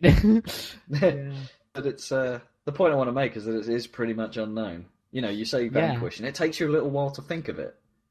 Yeah, it does. It does. So yeah, that's It's a good nomination. It's Is there a It's demo not- for that? I Have you remember played when it? I was talking to, I think it was before one of the podcasts where we had Eddie as a guest, and I brought up Vanquish, and he's like, not heard of it. And it's like, okay, moving on. That's Yeah. exactly the point I'm making. People have heard of Blur, people have heard of Enslaved. Vanquish is an unknown. Yeah, but how can you? But was actually, looking around the webs, it's actually nominated for quite a lot of awards. Yeah. Oh, that's Zach, isn't it? Sorry, we've lost Zach. Small technical hitch. Oh, And now he's he's back. back. It's okay. okay. Yeah, my Okay. internet's No. been shitty, so Okay, fair it enough. was likely to die at any moment. Okay, we'll So- just try and ignore it next time it happens. Vanquish sounds like a strong candidate, but none of us have played it, have we? Have you played it, Rob? I haven't played it yet, no. Yeah. So, can we It's, really? it's in my cabinet and it's definitely on my to-do list. Okay. I don't know if we can, because it's the best game that no one's played it, including us. Yeah. I mean, we have Can to we rely on put- other people's. Yeah. Go on. Can we put I don't know, I can't remember how well it actually did, but what about Scott Pilgrim? Because that supposedly wasn't meant to have done that well, was it? Well, I don't know. I think I heard somewhere that the game made more revenue than the film. I think that's unlikely. But I that's think not it probably necessarily sold saying more much. copies than. Then Might have, people went to see it, probably. I don't know. I think it did relatively much better than, in terms of expectation. It probably Well, yeah, did. I guess. The game did well, whereas the film really didn't. So, but Yeah, you I think, can't. I can see where you're going with that, but I think it's good enough to not be... Oh, excuse me, not be on there. I'll be on the list. Okay. A good game though. Oh, definitely. People played that. One of the highlights. Yeah. Are there any indie games? The trouble with indie games is that quite a lot of people have played them, the ones we talk about, and they're usually, it's like you say best game no one played, but you think indie games in general, you'd think less people would play them just by their very nature, So But that's not the case because they're cheap. They actually end up getting quite a large user base. Yeah. So I mean, Thanks to Steam Minecraft is as well. kind of the antithesis of this category again, isn't it? It's a game that you'd think no one would have played, but actually everyone's played Minecraft. You know. So, is there any ones you can think of on Steam, Zach, that you've really liked that you don't think Not people have bought? not really, and not for this year. That's the other problem. Okay. Yeah, that's Like true. really, it's like the only indie game that I put on my list that was this year, but only technically because it only came out on PC this year was Shatter, because that came out. What about apparently on PSN Racketeer? in Did that? 2009. We don't really know how well Racketeer did, I suppose. You could have nominated Racketeer before it went on Steam. That would be Probably, perfect. Yeah. It's like. But now, like, everyone's played this weird Japanese game that makes not that much sense. And I quite like it though. no, it's good. I'm sure. It's just You know, it's it was meant to be out. It probably came out in 2003, apart from not on Steam, but still on PC, so maybe that doesn't count. Oh yeah, you probably can't count that. This category is a difficult one. I mean, between Vanquish and Blur, I probably lean towards Vanquish actually, but I haven't played either of them enough to really judge. So, what do you guys think? No, it's like Blur. I think Blur is probably a better game that no one played. Like Vanquish is probably cool and all, but I think Blur is overall better. Well, we love Bizarre, so I think we should probably give it to Blur. Yeah, don't you? I can't. Yeah. As much as I a bit, there's a big voice in my head saying give it to Vanquish, because I'm on the other side of Zach. I think Vanquish will probably, having not played it, it's hard for me to say this, but I get the feeling it's going to be the better game, on the face of it. But I just cannot ignore the fact that Blur caused the closure of a good studio with a good game. Yeah. There's just no way of avoiding how just god awful that sounds. Okay, so we're giving this as consolation prize for your shutdown, Bizarre. Blur is the best game that nobody bloody played in 2010. Official Happy Salad. Or at the very least, nobody bought. I get the feeling that maybe Blur's beta was too good. Yeah. And people got their fill. I don't know, because betas usually do increase the audience for games. Like if you look at Crackdown and stuff, or no, that's wrong, isn't it? Sorry, I got confused there. No, Halo Reach because it was on Crackdown, wasn't it? There's Halo 3, wasn't it? Oh no, Halo 3 beta was on Crackdown. No, what's games that have a beta and get people into it? I don't know. But anyway, yeah, maybe. That worked so well for Final Fantasy 14. Okay, let's have another category, shall we? Yep, go on, Zegel. How much time we got, by the way? Do we have to rattle through some of these? Not really. I mean, I've set it up to have a longer time if we need it, but we're only at the sort of 1 hour 20 mark. So Awesome. Carol talking forever. Lol. Well, I made a longer file because I thought if we're actually talking about our proper games of the year and stuff, we might get quite might be a bit in heated. depth. Yeah, it's a special. But then, of course, this It's a is the different problem that we'd sort of predicted for this, that we haven't really all played the same games, so we can't discuss them so much. The thing is, though, So, that's you just have to literally the rely on same. one guy's. That's the same for everyone, though. Even the professional game journalists, none of them have all played all the games. So even when they're trying to choose, it's really impossible. I mean, they haven't played all the best games because they're too long. Like, if you're a professional games journalist and someone else is assigned to review Red Dead Redemption and you're assigned to review Mass Effect 2, then you might not have enough time throughout the year to actually catch up, on the other game. So because they're long, they're 40 hours or whatever. That's not a significant chunk of time if you're. Yeah. Anyway. So moving on. Yeah. That was the short break in the middle, apparently. Yeah. Short break. The short break in the middle to criticise ourselves. Yeah. And the industry. It's important to be transparent. I'll get to that because there's actually there's a sort of I have an award that might sort of be relevant to that conversation. So okay, go on then, Zeg. Give us one of your crazies.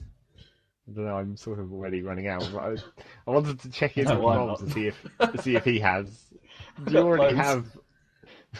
you already have one for good music instead of shit music? I do have a best original music category. Yes. Oh, okay. Let's do that one. Should we dive into that? sort of along the lines. I mean, this other one that I have is music probably comes into it, but we'll do music first in order to get that out of the way. So is this best score or best individual song? Just music in general. Best overall score, I think. Well, yeah, just okay. The thing that sort of, when you think of the music in games this year, the bit that sort of makes you go, yeah, you know what, that was awesome, regardless of whether it's the whole game or just one bit of it. Because I know for a fact that there are bits of soundtracks where just one bit is enough to sway you. Mirror's Edge was a fantastic example of that. Most of the soundtrack was just kind of ambient and, although good, not really noteworthy. But then you get the main theme of the game, which is brilliant. Yeah. Okay, well... Also was called Still Alive, with Throttle. That was the game. It was, wasn't it? Yeah, just to be confusing. Yeah, I guess that Portal moment would have definitely won in that year for this category. But, so, I'm definitely going to nominate, guess what, Red Dead Redemption for best score, because it is phenomenal. Pretty understandably, actually. Not because of that song that I was talking about earlier at all. In fact, if it was for best song, I would probably nominate something else instead of that song, because it's fine, but it's not super special. It's the overall scope of the score in Red Dead is amazing, because if you think about it, like a Grand Theft Auto game, I mean, we discussed this when we were talking about the game, but a Grand Theft Auto game can license loads of great music and just stick it in there on those radio stations. Yeah, whereas Red Dead Redemption had to do the whole open world game with its own score, and there's a lot of really good Western scores. I'll tell you what, actually, on back of that, I am tempted on splitting this out, because the point you make is quite valid, that the score is different from an individual highlight. I mean, I'm tempted to split this out. Let's go with score to begin with. Yeah. Okay, we might have to split it out, because it was so interesting that there's a brilliant behind-the-scenes video about how they made the soundtrack for Red Dead Redemption, how it works, because it has almost like an iMuse style system, where it reacts to what's going on.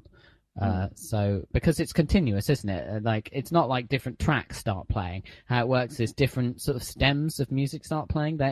And it turns out, according to the background video, all the music is composed like in the same key and at the same beats per minute or whatever. But it has, they can mix in any bit they want at any time. time. Any little bits, and it has a really great theme and everything, and some great sort of stings of, I don't know, it's a really good bass line when you get on the horse, and depending on where you are in the game world, it changes as well. Yeah, so you go into Mexico and you start getting the little trumpets and things, and it's very atmospheric. I think it's a huge success and a testament to. I think it's one of the best scores of a computer game ever, I would say. I mean, it doesn't have a theme, a main theme as strong as, say, Halo, the original, but as a overall piece of atmosphere for the game, it's absolutely pitch perfect, which is an incredible achievement, I think. So that would be my nomination for best score. I want to be, just as an offshoot, I want to be a little bit controversial here. As much as I like Halo's music, and that main theme is just so famous now, it's unbelievable. Yeah. But I think in terms of like great little themes, I actually prefer the sort of little piano bit from Halo 3. Right. The sort of I like that too. It's really epic, cool. Isn't it? Yeah. Because when he's coming through on the video that they made for E3 for Halo 3, where he's walking and Cortana's being really weird, it plays that, doesn't it? That little piano theme. That's really good, yeah. And I think that Halo Reach is great, but I think it doesn't have as good a score as some of the previous Halo games. I think I had a nomination on here for Halo Reach for best overall music, because it is good. Yeah, it's good. It's got some nice themes. It's not as but this comes up a lot actually in my choices for this year, is that it doesn't really have a hook. No. Halo 3 had that little quiff. Halo 1 obviously had that. Well, all the other Halos pretty much had the theme, and it's Well, it does that thing of dancing around the Halo theme without doing it, which is kind of irritating to the listener who knows what the Halo theme is, because it never gets there. Because it's Yeah. deliberate, because that's presumably the Master Chief's theme, and it doesn't want to play the Master Chief's theme, because the Master Chief isn't in the game at all. So Yeah. it doesn't even play at the end, does it? Oh, I think it might No. do when the Pillar of Autumn is going towards Halo, it might play the actual Yeah, theme. no, I think you're right. But it kind of dances around it the whole time, which is But I'm not saying it's bad. I think that it's quite good actually. But it's almost comparatively perfectly suited. I mean, the only problem this isn't a problem with the score. I have a problem with how it's leveled at the start of the game. Yeah. I think it's the far sound too mix loud is in messed up. places. Yeah. Just in general, like we were talking earlier on about a problem with the sound. Well, I think is a problem with the sound, that space thing when you go inside. I think there's some things gone wrong with the sound mix on Halo Reach, and they don't seem to be patching it. But maybe it's just me. Apparently, there's problems with surround sound as well, which I don't, which I don't Can't say I have. noticed. But okay, fair enough. It's like, with voices coming. So 2 fairly strong entries. Any more suggestions? I want to go with Heavy Rain Okay. because that was really good. Okay. That had a theme. You knew it when it came up. It was so soothing. Pretty much every part of it repeats in places, which is mildly annoying for something of that length. They probably could have done it a little bit better, which is its mark down. But what is there is good, really good. Now I can't remember if Mass Effect 2 had a good score. It does, but it's irritating at the same time. Yeah. It's well done, but that main theme, fortunately I can't remember at the moment, plays far too often. Yeah. To the point where you don't become... It doesn't seem to matter to you by the end of the game. In fact, it's just, they're doing that again. Actually, the most annoying thing about Mass Effect 2 score, and I talked about it at the time, is that there's no end theme. The end theme is just the same as the theme you've been hearing throughout the entire game. Yeah. That's a despite. Mass Effect 1 had that fantastic sort of semi-80s sort of really suiting sort of synth pop song, which I thought was great. It's a very suiting, very powerful ending. Mass Effect 2, they just sort of gave up and thought, we'll just throw in another bit of score. We'll use that bit that we did before. Yeah, that's fine. It's just a credit sequence. No one cares. Okay. I mean, So even Black Ops got Eminem in. Yeah, but Black Ops. Oh, that I don't know. It goes a bit over the top with the sort of Vietnam stuff, doesn't it? Playing Rolling Stones and I don't know. I don't really like that. I think they went a bit overboard there. Yeah, a little bit. So these are all the big sweeping epic scores. What about sort of games like Scott Pilgrim and Super Meat Boy for their music? Scott Pilgrim is a definite inclusion because the whole score is it does misstep. There are some loops that are far too short and get irritating quite quickly in some of the boss fights. Okay. But generally, the sound design in general is quite obnoxious. It's good, but it's so in your face. Yeah. Which it kind of suits the style of in the way, but it gets irritating after a while. What do you think, Zeg? What's your favourite musics in games this year? My favourite probably was Scott Pilgrim, but that's just because I like those chip tunes. Yeah. Well, they are good. They are catchy. Super Meat Boy was pretty good. Yeah, it's not Meat bad. Boys is good, but it's not a winner, I don't think. Okay. And I quite liked Shatter, but I hadn't played it enough to say. I mean, Rob liked it when I showed it to him. I admit I've only had one. It enough. No, I've only had one level of music, experience with the Shatter music, but I like it because it's sort of electro. It's pretty generic, but at the same time, it's quite well done. It's very well produced. It evolves throughout the fairly lengthy stages without looping. It's just well done. Yeah, haven't really experienced that one enough to say to give it a final verdict. Yeah, and then I don't think. Yeah, I can't say I've played it enough to really sort of put it forward. No, and then I also like Golden Sun's music, but that's more to do with the composing than how it sounds, I guess, because they've always done awesome battle themes and the stuff that the RPGs need, the battle theme, the world map theme. I mean, that is really important themes. To an RPG, a JRPG. I mean, that's what makes Final Fantasy 7 and stuff.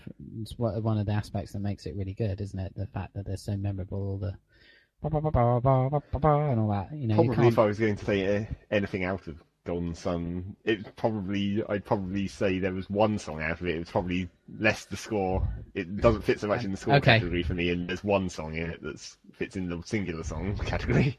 Can we put Scott Pilgrim in the singular song category, or is that? Yeah, I would as well. Okay. that's allowed. So I want to give the whole overall score to Red Dead. I know you guys haven't played it, but it's I so think good. I agree. Is that all right? Just because, Okay. I'll be honest with you, I get the feeling that this year's score entries, other than Red Dead, they're not as strong as previous years. Yeah. And that's why I want to give it to Red Dead, because it even though I haven't heard all of it, and I've heard bits of it, and I've watched quite a number of videos on it. There's something about it, even without my total exposure to it, just seems to be a cut above everything else. Right, and you've heard like some of the score playing over those videos, right, of the game, but it's way better when you're playing the game and it's all dynamic. I mean, it really makes a difference. I mean, it may be good in those, but that's not really showcasing what's good about the score when you're just watching it in a preview. So yeah, if we can give the best score of 2010 to Red Dead Redemption, and we'll move on to best song, or best individual piece of music. And now we can nominate. So we've got. Well, now that we've referenced it, let's go with the first level of Scott Pilgrim. First level of Scott Pilgrim. Because goddamn, that is awesome. It's you so don't realise awesome, when you're so playing catchy. it has two different versions. Yeah, and when you reach the like halfway the point, the guitar comes in. version and then the guitar. Yeah. It's Okay. awesome. And it's so catchy, it gets in your head and you can't get rid of it, and you don't mind. It's not actually great. that long a loop either, but it's still No. totally awesome. What was the other one? The Golden Sun title music, was it? Or No, No. it's a specific boss battle music. Just Okay. what it's called. I have it on YouTube here. It's just called Boss Theme 2, because I'm sure it's not what it's actually called, but Was just Mad okay. Moxie for Borderlands Totally released this epic. year? Or was that last year? might be this year. I don't know actually. Because I quite like the boss Claptrap's fight must be music this year, in that. right? Hence why I ripped it off one of my own. But I don't know. That's a bit. it's quite suiting, is why I like it. It Oh suits yeah, the but mood. well, I guess we can't really say about that so easily. Maybe because most of the time it's just covered up by gunfire. My version's better. But... Clearly. Are we going to include the Giant Bomb favourite, Zag? What the? No, Pac-Man because they Championship chose. Edition DX title music. It is absolutely amazing, but I don't know. Not that impressive. I'm not. I'm not super enthusiastic about them like they are. It's pretty good, I was listening to it. I was telling Rob just now. It made me think. Hang on, actually, some of the menu music that Rob made for our old games was actually pretty freaking sweet. Like the Pack Block theme and the Metabreed menu theme was really damn good. So I don't know. No And I know also what we're don't- talking about. I know, I also but don't agree whatever. with- because they in that same category they were like Super Meat Boy, and they chose like the hospital level music. No, I think the Forest Stark World menu music. well, I just like the switch between light and dark mode where you can just toggle them, because that's just Yeah. awesome. Yeah, It and it sounds just slides awesome. between. That's cool. But yeah, I wouldn't even agree, because they said like the hospital level music, and I prefer the Salt Factory's level music, so I Okay. don't even agree with that. If I So- had to choose one from Meat Boy, it would definitely be the Salt Factory music. So, what are we thinking? Scott Pilgrim at the moment is our front runner. Yeah, I'm struggling to think of anything else that's stand out in terms of a single song. You're probably going to go with the song in Red Dead, I'm assuming. Oh well, there's the song in Red Dead, but I would definitely cede to Scott Pilgrim on that. I mean, it's The song in Red that's Dead already is also like it's already you know, experience it's in the moment, like yeah, you know, it's a in the moment thing. Yeah, exactly. It wouldn't be the same the second time around. In fact, it only plays once in your entire playthrough. Of Red Dead, which is 40+ hours, only plays for a minute or something. So, yeah, it's almost deliberate that it's a moment and not like a theme song, So now Red Dead's won the score category, so I don't want it to win best song. I think the Scott Pilgrim first level music is genuinely better. Different but better. Cooler. I nominate the Gran Turismo 5 loading music. Oh God. No, seriously, no. Okay. Yeah, Scott Pilgrim. I'm very happy with that to take the win. Okay, so winner is Scott Pilgrim versus the World, level 1. The Both first level. variations. Yeah. Okay. It's awesome. Well done. Yeah, well done, guys. All right. Shame that the film didn't make as much money as the game, or whatever. That was actually going to Compared come. to I'll skip to it actually because this is quite relevant, and this was best the video game related film. Well, no, biggest. There's not many for that, is there? Well, I suppose there are quite a few actually because there's Prince of Persia as well, and Oh God, yeah. Tron, arguably. But Tron is totally different from the game. Lol. Yeah. Haven't seen Because Tron. they've got totally different names.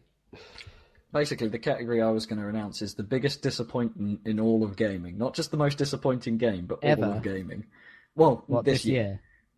Oh, I see. What you mean, like, not just for a game, it could be like Connect or something, which I don't think is a disappointment, by the way, but what are your nominations? Well, it is kinda, because it's not as accurate as it could have been, and there's people's difficulty in getting it to work, and the amount of space required, although that's probably a gimme. I mean, we might have to talk about this next time or whatever, but I got a chance to play on Connect, because my my cousin's got it, and my aunt and uncle are both doctors, so they have an enormous house that neither of them ever have time to be at. Do you know what I mean? Depending on your lifestyle choice, it's like, oh, we have loads of money, but no time to spend it because we're working incredibly hard on saving lives all hours of the day and night. So it depends on what you want to do with your life. But it does mean there's enough space for a Kinect and 7 or 8 feet of. It was the perfect environment, really, because their rooms are just ridiculously big. It's like a doll's house because all the ceilings are a lot higher than normal ceilings. It's really strange. Anyway, but and they had Dance Central as well, and I didn't get to play loads of it, but it does exactly what it says on the tin. It's really good. I liked it a lot. Awesome. I mean, no, that's good to hear because there's been sort of ups and downs on people's response to Connect, but my only slight problem, which was very slight, was that the actual sensor itself has tilt on it or whatever, so you can adjust it. But it's got like grades of it. It clicks between different. So instead of being continuous, you see what I mean? It goes click, click, click, and that makes it hard to adjust exactly right. Because my problem was one of the dance moves I was trying to do involved having my hand above my head, and it wasn't picking up because it was going out of range of the camera because my head was in view. And it looked, and the Kinect thought, oh, everything's fine because your whole body is in view. But then the moment that you have to put your hand up, it went out of scope. So can that be fixed by just moving further back if you have the space?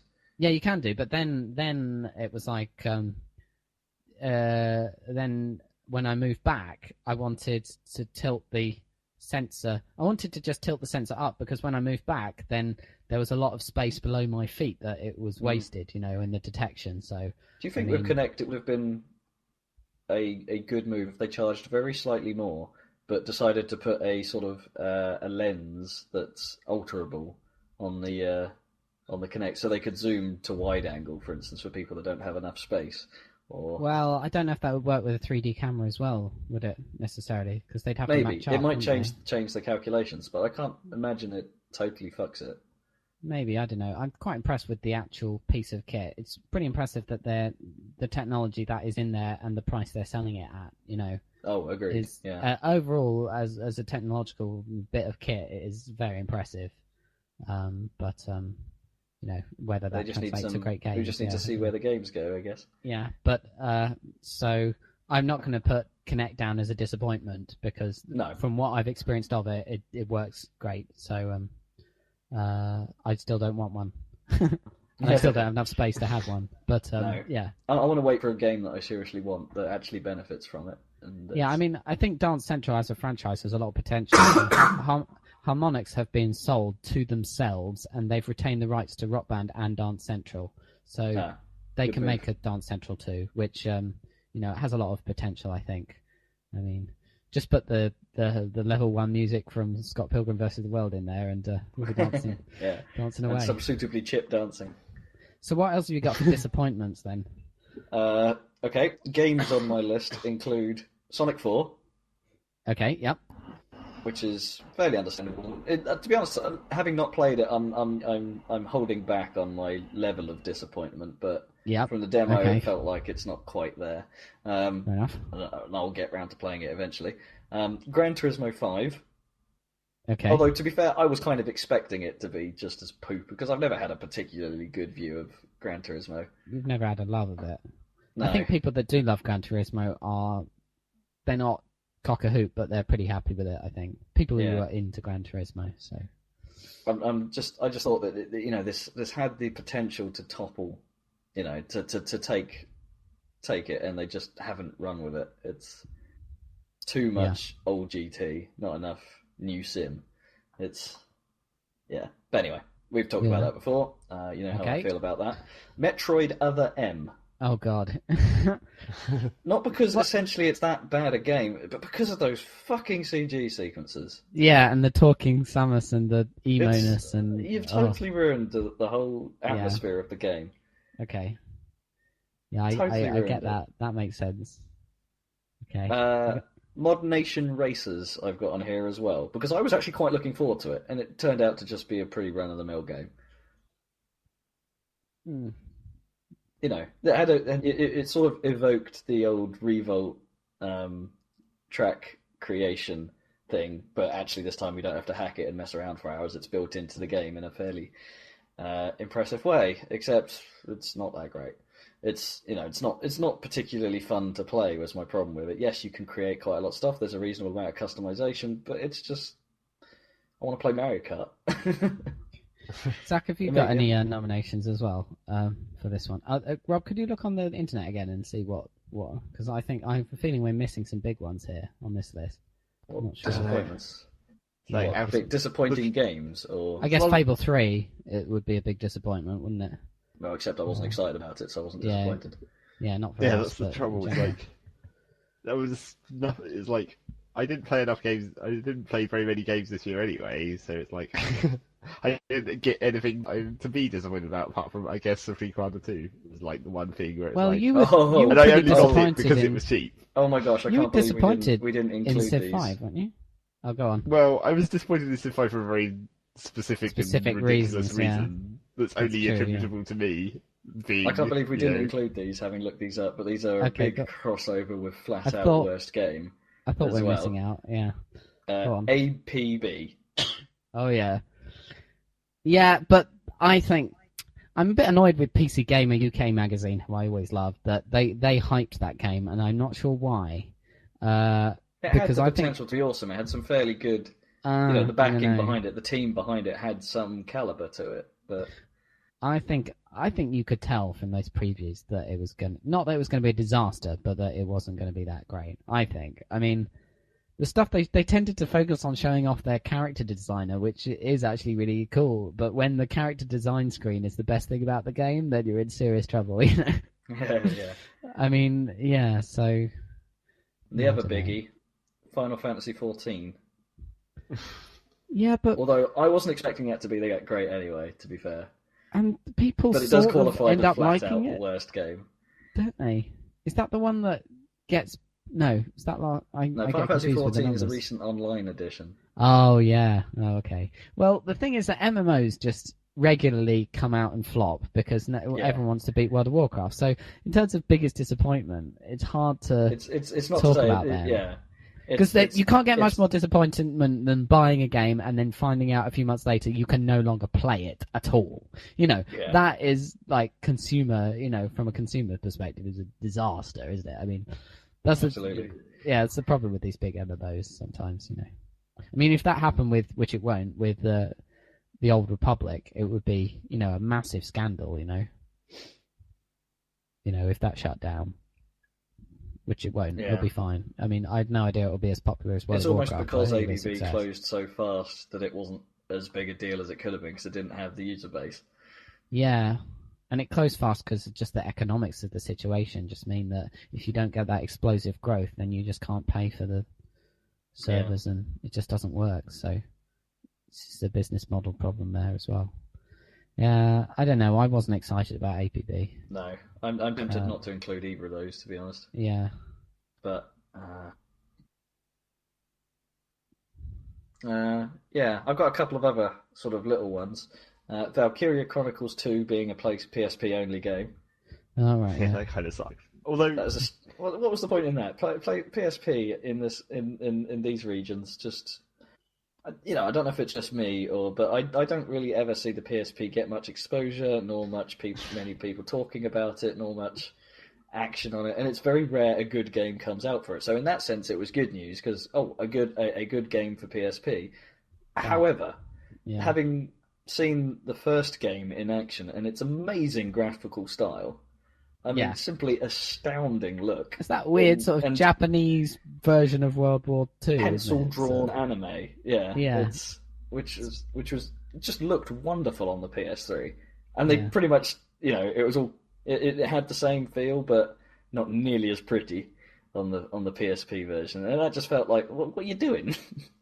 well, it was like on the PS3, it had it's like the overall game mechanics of it in a sort of a way that was reminiscent of Advance Wars. Well, slightly more complicated, less tile based, but it was still like it didn't seem like it had enough complexity to be a PS3 game, which is why it makes sense that they put it on PSP, but then you're sacrificing the graphics, so it's like it can't win either way, really. No, I think it. Don't get me wrong. I think it works on PSP as a game. I just, my mind just goes. I would have loved that to have been a PS3 game. Saying that, I haven't played the first one yet, but I want to. Efficient. The demo was as far as I got, but it was I don't know. I was blown away by its visuals, and it's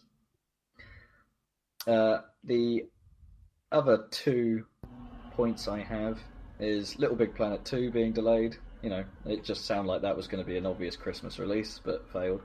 Portal 2 delayed, I suppose. Was that supposed to be this year?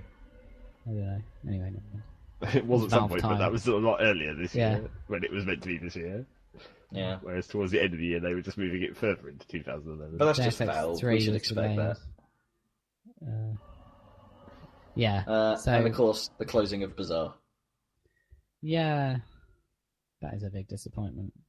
Does that count then? That counts alongside sort of. It's just general disappointments in gaming, isn't it? Those are pretty biggie. Yeah. So what are the top? What's in the top running for this one? Metroid, Gran Turismo, and Blur. I think are my top 3. Or the results. Blur and the closing of Bazaar. Yeah, it's the same thing. Okay. Well, how excited were you about Metroid Other M? Because it was supposed to be a Metroid game developed by Ninja, whatever Team Ninja, wasn't it? I'll admit I had some concerns, but if it was coming off the back of the Prime series, which was awesome. Yeah, but Retro were great. I mean, just look at what they've even done a really nice job with Donkey Kong Country. I think Retro. Yeah, that looks great. There's no denying they are a top studio now. I mean, we don't really think of them alongside the sort of Bungies of this world, do we? But actually, Retro are excellent. And they've been consistently talented, but good. they almost work on. Yeah. I think it's almost because they work on the Wii and because their only previous games were Metroid. Yeah, they probably didn't get much exposure in that role. Yeah, but people don't really know of them as much as they would the Bungies or the Treyarchs or the Infinity Wards. But it's another case of I mean, Platinum is the exception that proves the rule, but of Japanese, game development going a bit down the toilet, isn't it? With you give Metroid back to the Japanese and look what they do with it, They Team Ninja did have potential because they can show that they can make good games in Ninja Gaiden. And they could have applied that style, and the actual gameplay of Metroid Other M isn't bad. It's not great in my opinion, but it's not bad. They didn't actually mess up the game too much. But they didn't understand. There was absolutely no need for their CG and sense of story, and they didn't understand what made the Prime series great. They had like a bypass. They missed what was good. They made what they thought was a good game, but they kind of missed what was good, not just about the original Metroids, but about what's been good about the modern Metroids. Because she doesn't talk. Don't you get that? It's like Gordon Freeman must never talk. It's Imagine if developer took isolation. Half-Life and made a Half-Life game where Gordon Freeman talked. Yeah. It just would never, ever, ever happen because... anyway. It's the isolation of the situation that I think you miss. Exactly. The whole It's a thing about lonely Metroid game. was the only voice. Well, they kind of ruined it in Prime 3, admittedly, because people do talk to you, but it wasn't done too badly. It was when people talking to you or at you, not actually, and they were brief and not very common. It was, but in the first two Prime games, you're only sort of bit of company basically is the computer saying data received. And I mean that's from the original Metroid, isn't it? Hmm. It's that they took their inspiration from that and they stuck to it because they could have done, because I mean back in NES days or whatever, Nintendo Entertainment System, then they couldn't have done lots of characters talking and well, they could have done it with text, but and now that they could have made it a big first-person shooter with lots of characters and things, but they didn't. They stuck to what made the original good. They held back there and they made it with a solitary results. experience. Yeah, and whereas Other M has just thrown it all out. So I mean, I'm quite happy with that one as most disappointing. I don't know. I'm not sure it's the most. This is a difficult one.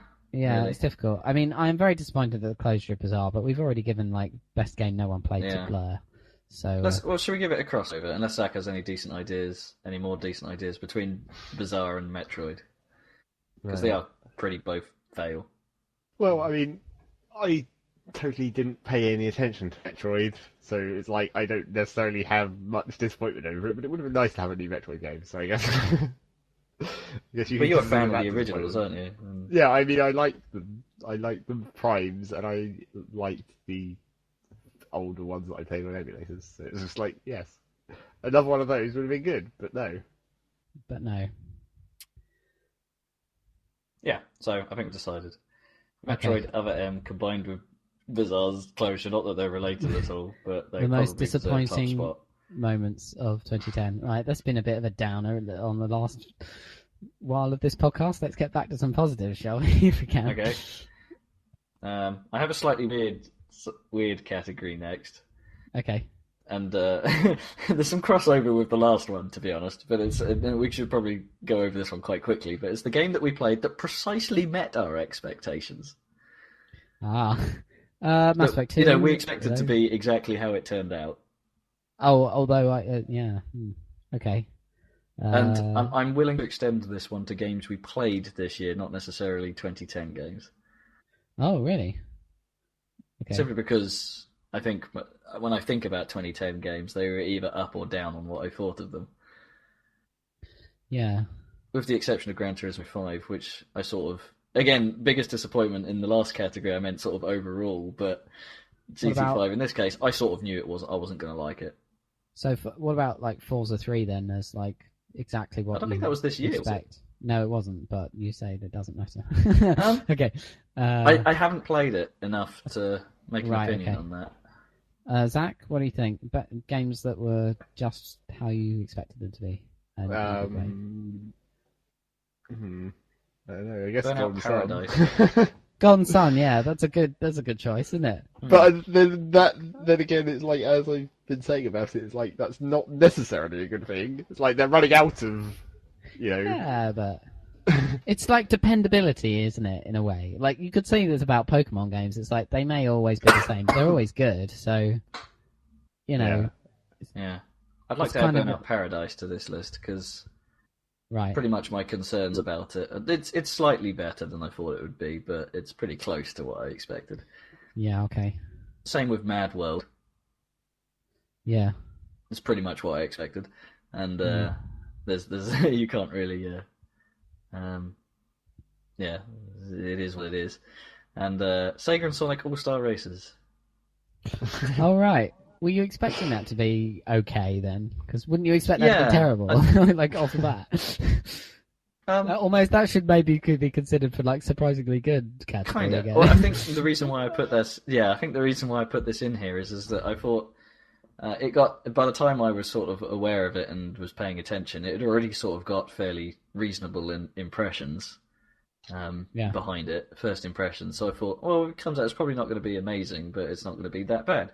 And it pretty much is. It's from what we talked about before. It's not great, but I can't say it's bad either. It's just No. again, it's middle of the road fan service, really.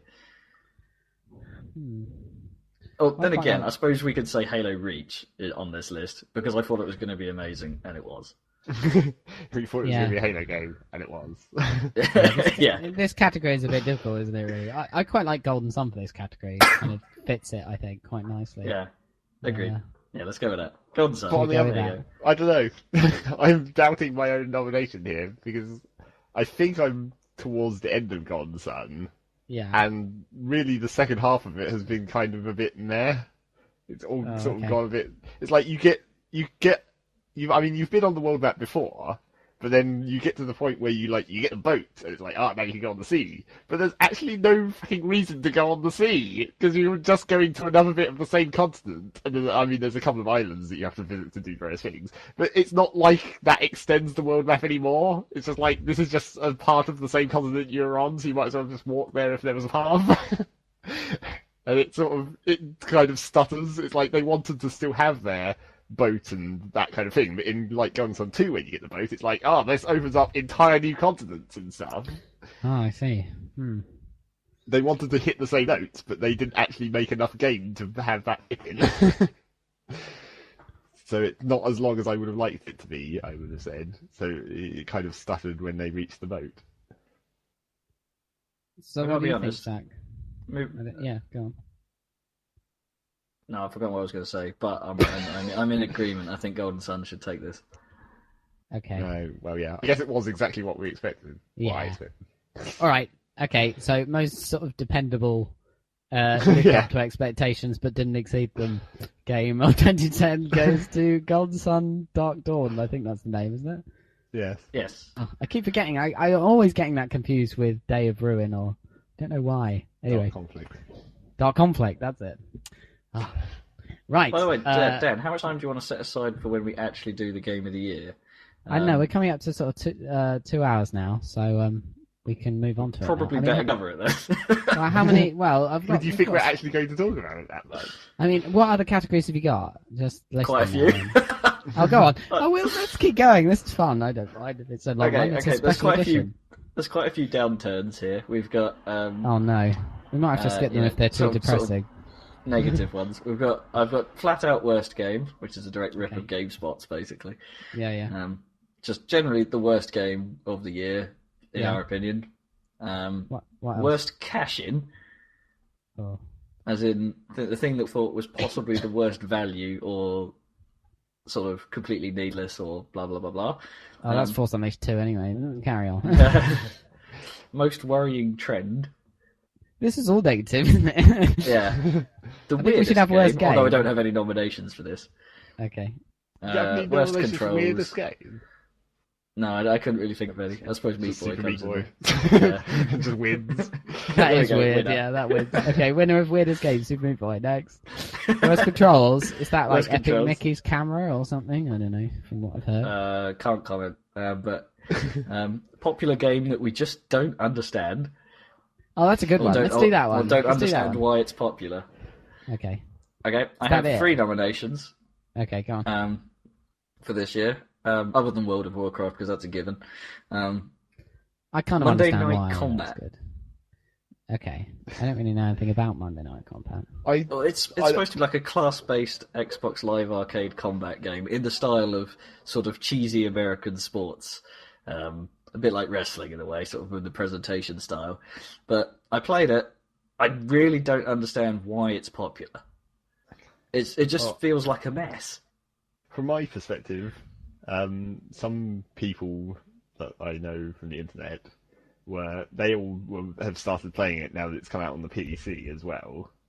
And one of them was doing a stream, so it's like you could all come and watch me play this game. So that was how I actually got to see it. And it was like, so I mean, yeah, it's like some weird class. It's like Team Fortress, but Americanized or something. And you're just like, but it did have some kind of coolness to it. I The like thing how is, it's intriguing, but when you actually sort of play it, it doesn't really come together. no, I can see what you mean. I mean, it did look a bit. Well, it probably didn't help that because they've been doing these almost constant like balance patches for it and everything. And it probably didn't help that the guy I was watching was playing like the class that was probably overpowered because literally everyone else who was playing was just typing in the chat channel of the game was like, "Oh, you bastard, you're playing that overpowered class again." It was like, "Yeah, it looks like it because he's just walking up and murdering everything." So it was just like that maybe wasn't the best demonstration of the game, but it has certain like stylistical niceties that I thought were kind of cool. Maybe Yeah. it's got the ridiculous like announcers and the guys are constantly saying stupid things, sort of in Team Fortress style, I guess. Yeah. Where, you know, I mean, the don't guys get me wrong. I talk. think the style is quite good, and I sort of do like the idea behind what they've attempted to do. I just don't think it works when you actually play it, and Hmm. that's basically my only argument. Having played it, I just did not get. Basically, every game I played was either just a complete walkover or a complete failure. There was no middle ground. There was no push and shove. It was over too fast, and Well, this stream where I was watching, they never had a single game that didn't go into overtime, so they obviously know a bit better what's going on and how to balance it. yeah, maybe. I More just didn't get nominations have on we with got it. for this games Other we don't get? nominations are Gran Turismo, obviously, Yeah. Super Street Fighter, only Right. because Yeah, it's so okay. difficult. But you kind of It's know like why people get it. I don't know. I We do, just but I don't don't get know it. how people get into it. Yeah. Okay. It's like By playing that those hurdle is games at the so start. big. Yeah. I'm tempted to nominate Minecraft because I understand why people like it, but I don't understand why people are obsessed with it. Like, Yeah, I mean, people love that game, and because I haven't played it enough, or I don't really understand. Do you know? Because it's weird. It's not even in beta yet, and it's not. There's no objectives, and why? I don't know. I just don't there's quite a get sort it of yet. coolness, My but brother's I obsessed with it wouldn't. now. He plays Yeah, it all the time. In fact, he spent all his time when he's been unemployed or whatever between contracts for his web design stuff. He's playing Minecraft and he's built some kind of cloud fortress or something. And I kind of get why, because I always used to play Lego, you know, I used to love building stuff, and I get that appeal, but how come it's such a huge success? How has it made so much money? You know, the guy is virtually rich now. Like he made enough money from this indie game that he made by himself in a bedroom to start his own through studio. You know? donations. Yeah, Yeah, I know. I mean, well, people did buy it, don't they? You buy the game, and Yeah, they've just doubled the price, it's not haven't donations they? from Minecraft. Yeah, It's like okay. buying it in alpha. yeah. People buying it before Whereas it's released, it's like which is Dwarf the Fortress is weirdest the one model for ever. donations, where Yeah, they still exactly. make a ridiculous amount of cash for that somehow. I'll do I that. mean, I could understand Dwarf Fortress's money making for a few months, but it's still happening, and I'm like, yeah, I'd probably give you a month or two of cash, but I mean, Jesus, you need to actually release some more versions of it, please. Yeah. People really want that, like cutting through to the bone tech to go in there. Yeah, totally. Anyway, so yeah, so other games we don't Yeah, really I, get. I think you're with you there. But, Uh, as I because said, World of Minecraft, Warcraft's a bit of a Biocan, given. yeah, I don't Biocan, get it. these are really good games. I mean, World of Warcraft's a really great game, but we don't get because we don't play it. Yeah, Minecraft I by all suspect that I accounts, might brilliant get it game. if I played it, but it's like, Yeah, I must well, not. I've always thought, It's yeah, like, no. I'm pretty sure that if I played World of Warcraft, I would absolutely love it, and I would never play anything else. I mean, I've seen it happen to other people, and I'm pretty sure it would happen to me. I wouldn't be surprised. So therefore, in fact, I've never played an MMO, so I'm going to keep it that way for the time being. That's a lie. You totally played Eve for like a week. I don't remember actually playing it. Like, I don't think I've ever played it when Do you play Eve? you weren't there. Is the word Sorry? "play" the right word? Oh, yeah. We would have done in those days where it's like you didn't really have a choice but to go out and shoot things because there wasn't anything else to do.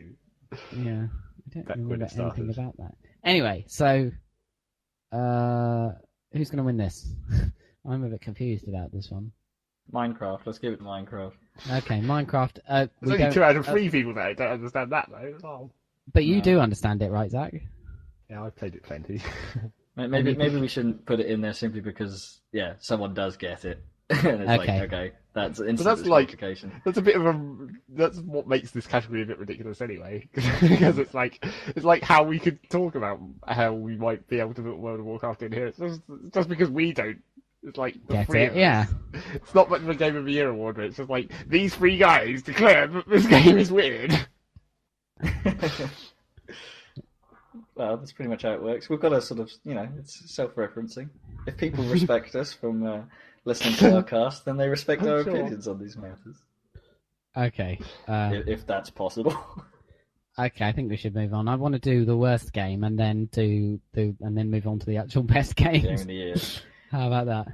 Well, we can cover worst game quite quickly because, in my Okay. opinion, it can't go to anything other than Final Fantasy XIV. Right. Okay. It's just such a disaster. Okay. APB also terrible. From what I've seen of both that and APB, which would be another fairly good entry for this, at least APB sort of worked. Final Fantasy XIV just doesn't. Okay. Games that are just broken. That's Yeah. they deserve to win worst game. Games I mean, that you can't play. It was bad enough. There's something to be said for something that was bad enough to, even once the game had been released on PC, that they extended the free beta after release. Yeah. That's quite ridiculous. And they've even issued an apology, haven't they? An official written apology to players of Final Fantasy XIV, I think, saying we're sorry this is so lame, effectively. Yeah. So, yeah, terrible game. Worst game. Okay. So how did it ever get out the door like that? It's just... I don't know. It's because they make just shocking. they make an investment and then they have the brand name so people will buy it and then, I don't know, it's lamentable. Right, Game of the Year, let's do this. There are absolutely no other categories that we want to do before actual Game of the Year. Well, okay, the other Have you things got I've any more, Zach? I I didn't like any. I think we should keep it. We short. don't want to I be mean, bummed out, is what Radad's saying. Yeah. Yeah. No more Yeah, bad yeah. categories from Ron. Yeah. Does he have no more any? negative. There's No a more few more, negatives. but yeah. Dubious honours. Or what There's else did I put? That I Another skipped? interesting one, I suppose, is there's like games we didn't play and games we wouldn't play. Uh-huh. Like the biggest Well, game. so instead the of biggest. best game we didn't play, it's like games we just didn't play. Well, yeah, no. Well, there's two. There was two categories there. The games we sort of wanted to and didn't, but and the games the big games we just wouldn't touch. Big games I wouldn't touch. Fable 3, for example. I just Yeah. wouldn't touch that with a 10-foot barge pole. I sort of felt the same way about Kane and Lynch, Yeah. yeah. although that seems to have done quite well for itself, annoyingly. World of Warcraft, obviously. Dragon Quest 9, I have no interest in. What's the Dragon Age and stuff? The DLC for that came out this year, I think. Oh, yeah. But I What should about probably play that, but it's that just Monster Hunter dauntingly thing come long. out. Oh yeah, That's Monster probably Hunter, going in right. case we don't understand as well. Yeah. Yeah. Battlefield Bad Company 2. Oh, I don't yeah. really Yeah. have any interest in that. That was a weird one because it was like it's Battlefield sort of. The idea that where the people who started playing it and stuff were like, oh, you just ignore the single player. The multiplayer is like Battlefield 2's multiplayer, and it's like, wow, that always sounds good. It's like, And we now don't they've really want gone. it enough. And now they've gone and released this add-on pack, which is even more confusing. The Yeah, Vietnam Vietnam. expansion, which Yeah. by all Like accounts is Battlefield pretty Vietnam, awesome. well. But then you have to own Battlefield Bad Company 2 to play it. In order And to play it, yeah. It's almost like they should have released it like 1943. exactly, We it's just have really to strange. hope that Battlefield 3 turns out to be a good Battlefield game when it comes out, and we haven't missed the next best Battlefield game in the meantime. Yeah, Yeah, it better damn well be awesome. Yeah, so. Where are we now? StarCraft 2 is another one. Well, that's Oh, that's yeah, just- that's a good example, yeah. That's StarCraft 2. borderline for me actually, because a bit of me sort of just wants to give it a try, not necessarily get deep in it, but What, So StarCraft that's- 2?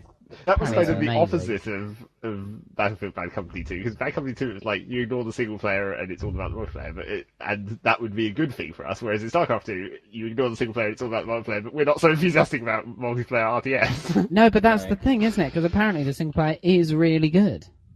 Well, Apparently. yeah. So there you go. But the I mean, long-term investment for it is the multiplayer, because it's only like That's true. 1/3 of the single-player story.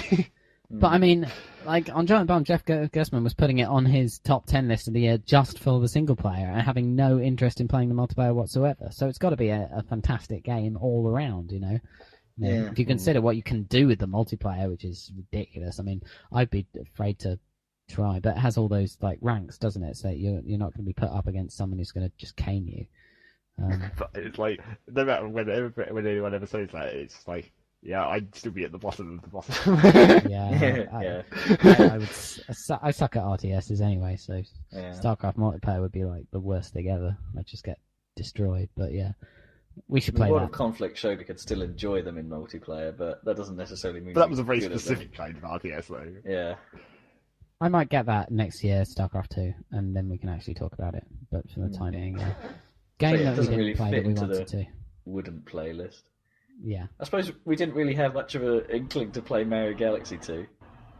Well, I wanted to. That was- I just don't have a Wii. If I had a Wii, then that would be the only game I would play on it on the Wii. I would have played it Mario if it Galaxy wasn't 2. full price, which is, as we discussed before, the Wii. Well, it is I think, come like I down said before earlier, get like- that.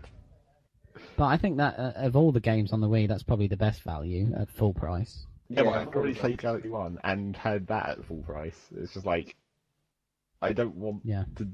Even though it's probably actually awesome and is actually, it's not just it's like more levels for Galaxy 1, but with new mechanics and shit, it's actually worthwhile to play. But it just Yeah. doesn't seem like it. It's like psychological. It's like, oh, they've released this really quickly. It must be not that great. Apart from everyone says it's great. Fuck. Right, I do should have we a move on to the positive real category. things? I did want to Oh, yeah. pick out, because it's been a good year for indie and casual again. Yeah, okay. I wanted to pick out That's that, it, maybe. really. Well, Plants vs. Zombies. Racketeer. Well, although Racketeer's a kind of borderline one, I guess. Meat Boy Yeah, but did they is actually come out in technically 2010? sort of indie. And casual It's like- for Carcassonne on iPhone, and for me. The only two. And Because I Angry looked Birds. in- Oh yeah, I guess. Because I would have had the but Oh, yeah. Best It's not like iPhone game, 2009. Plants vs. Zombies. Arguably. No doubt. Yeah, I'm with you on Yeah. that. Although I've just bought Well, a game no, called but then Game... again, Angry Birds was this year as well. Ooh, yeah. or Angry Toughy. Birds. I might give that to Angry Birds if we were to talk best iPhone game, simply because Angry Birds has had so much support Okay, since fair its enough. release. They're adding Uh, new levels. They added new levels recently to the base game. It's I just bought a game for the iPhone, which is supposed to be quite good. It got discounted the other day. Game Dev Story. It's like a yes, I it's know like of a this. it's a tycoon game where you make games. You run It's a game quite good, development from studio. what I've heard. Yeah. Yeah. Oh, cool. So I'll investigate that. But for the time It's being, Eddie endorsed from afar. let's go with Angry Birds. Though is the obvious choice. Though everyone plays Angry Birds. Although I suppose not. PopCap don't need any more support, do they? Really? So No, I guess okay, okay, fine. So we got that one. not. I had I had another negative one, unfortunately, but that was the least interesting genre of the year. Or at least innovation in this genre. Yeah, I was going to go with a toss-up between fighting games of all kinds, MMO, and sports.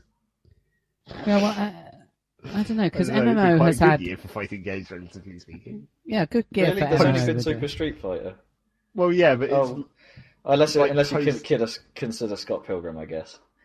well, maybe. But I meant more like that. It has not necessarily because of releases, but because of the sort of enthusiasm over that. It was towards the end of last year when it was building up, and now it's continuing. But no one's released any games to fill it, so I guess. It's actually been quite a good year for most genres, hasn't it? If you think about it, like, Oh, yeah, even, no, on, not even that. even strategy, real-time strategy got StarCraft 2, turn-based strategy you And got Civilization Ruse 5. Racing games you've got sort of Need for Speed on the arcade side, and you've got Gran Turismo and Blur. on the yeah, exactly. I mean, what other first-person shooters? Obvious, Call of Duty, RPGs. You got well, you haven't got the Fallout 3s, but you got Mass Effect 2. I mean, that's good enough, isn't it? Fallout New Vegas. Fallout New Vegas, yeah. So lots of, I mean, even like I don't know, there's the Telltale adventure games are still going on, aren't they? And and Heavy Rain, you might be able to count as an adventure game, depending on how you look at it. Probably would. So even the genres that we always thought were dead, even they are doing okay because you've got Monkey Island Special Edition on your iPhone or whatever, or iPad. I would say there's not been much innovation in. Well, let's give that to sport because there's not been much innovation in that. We don't play sport. When is there ever innovation in sport?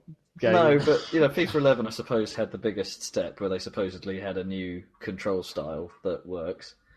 And Pro Evo apparently sort of nearly stepped up to the mark compared to its previous offerings. But I mean, depends what you categorise as sport, because that move tennis thing sounded like it was quite fun. Yeah, I guess. Anyway, let's fuck that. Anyway, okay. It's a bit. I always thought that might be a bit of a difficult one. So yeah, let's do Game of the Year. Okay, well, is this we didn't do? Are we going to do individuals? Game of the Year. Sorry, what? Our game that we played this year. Like game that we liked that wasn't 2010 of last year, or the game of last year this year. Well, I'd like to do that because that discounts Team Fortress 2, of course, because that was that's a few years back. Yeah. A few years but back. I count Team Fortress 2 for this year because it had upgrades, like the polycount back and all that shit. Oh, so you're going to count that as your Game of the Year nomination? Okay. No, well, that would only fit in the game of not this year because it was like upgraded this year, so it still counts. Okay, so game of last year, Uncharted 2, definitely. Yeah, we've got quite a few good ones for me because I've got Uncharted 2, which I played, Assassin's Creed 2, which I played a lot of this year, and Batman, which I've just played through again, and that would be, I suppose, they would be the ones from last year. I mean, the way that Giant Bomb did this category was they were talking about games from last year that had a lot of support this year, and none of those really count. They were talking about Borderlands because it had so much awesome DLC Borderlands this is year. Worth mentioning. So yeah, but for me, just playing, I think, having played Uncharted 2 and loving it, I think and I don't know if this is because I just played it, but Batman is amazing. I really like it, so I think might have to be my favourite game of last year that I played this year. But because I fell in love with it again because I learnt the controls better this time doing the challenge mode, so it made a big difference to my enjoyment of the actual game. Anyway, right, Rob, games of last year? Yeah, I'm sticking my guns on this one. Uncharted 2. Uncharted 2, yeah, amazing game. Yeah, no, I think no question really. The thing is, Batman has an amazing story and stuff. It's not as pretty as an Uncharted 2. No, it doesn't have. It does have good performances because it's got Mark Hamill's Joker, but it doesn't have all that performance capture stuff. But they are comparable in a way. It's got third person action and jumping around. I mean, I Excuse me. But the weird thing is I'll count that high just because of the sheer quality of it and how much fun I had while playing it.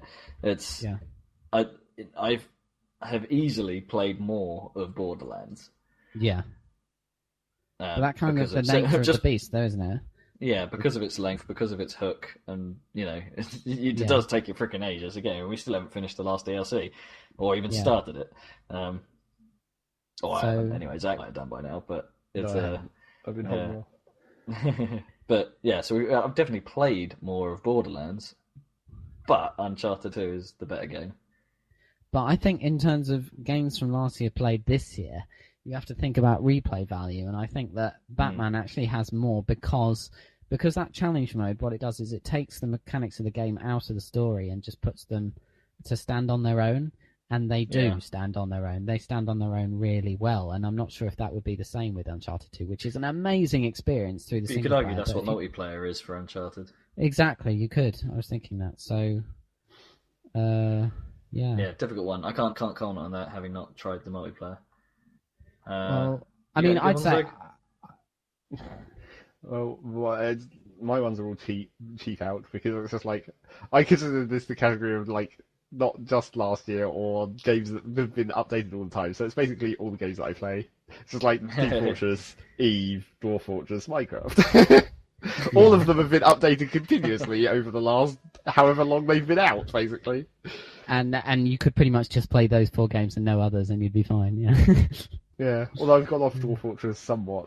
I only played it for really like the first earlier part of this year because there was that long wait at the end of last year for them to do that big update. But then there's been another long wait basically when they've been going off and doing a lot of other stuff and haven't really been patch fixing, bug fixing in the meantime. So it's like, oh, it's still a bit buggy. I'll have to wait. So I kind of went off Dwarf Fortress for a while. But I guess I've come back into Eve. So it's like replacing one time-consuming thing with another. Yeah. Okay, so I think if we were awarding Game of the Year for last year, I would have no trouble with giving it to Uncharted 2. Yeah. But See, your comments on Batman have made me sway. It's like I don't want to give it to Batman on its own though. I think it's almost a complete toss up between the two because they're both. I'll admit I haven't played Batman yet, but I know how good it is. They're really great games. So yeah. But Borderlands has had the DLC, so I would be happy with having that as game of 2009 that shined in 2010. If you guys say it was great, I mean, do you? Well, I don't think they say that the DLC was awesome for Borderlands. I mean, it is quite long, which is nice for DLC, but it didn't. You know, it had the same problem that most of Borderlands did, in that it never really changes that much. The end of General Knox is pretty different, I guess, but it's. Borderlands never changes, does it? It's pretty much the same from start to end. Yeah, I guess so. And it's hard for me to give it to that simply for that. Okay. It's not really, it's not really sort of, I don't know, what do you say, like, detailed. There's not a lot to it. It's just like you go around shooting things, get guns. There's no storyline to speak of, really. Yeah, don't get me wrong, it's great, but it's not complicated. As good as Batman or Uncharted. So, I mean, I think Uncharted 2 is a slightly better game than Batman, but I think Batman definitely has more replay value. So, let's consider them both. Yeah. Okay. Cool. I think they both deserve ridiculous anyway. They will. Let's put it a different way. Both of those games will stand the test of time for quite a while. You could approach Uncharted or Uncharted 2 or Batman for many years. Yeah, you'll be able to come back to Batman in the same way you can come back to Prince of Persia: The Sands of Time. Yeah. It will always be a great game. Even when the graphics don't look so good, it will still be great, and it will have several years on. I could still say that I wouldn't mind playing Gears of War again. That kind of thing. It holds up. Yeah, it's a good game. It helps that these games all have amazing graphics when they come out. Well, yeah, true. Yeah. It does help. But yeah. So saying that, we did play Halo again recently. So. And it's certainly true that I still think Uncharted 2 is the best looking game of last year and this year. Yeah, no, nothing's topped it. So yeah, I'm with you on that one. All right, okay. Game of the Year this year. Game of the Year. Okay. Do we have individual nominations? Big one. Yeah. Okay, Zach. What do you think?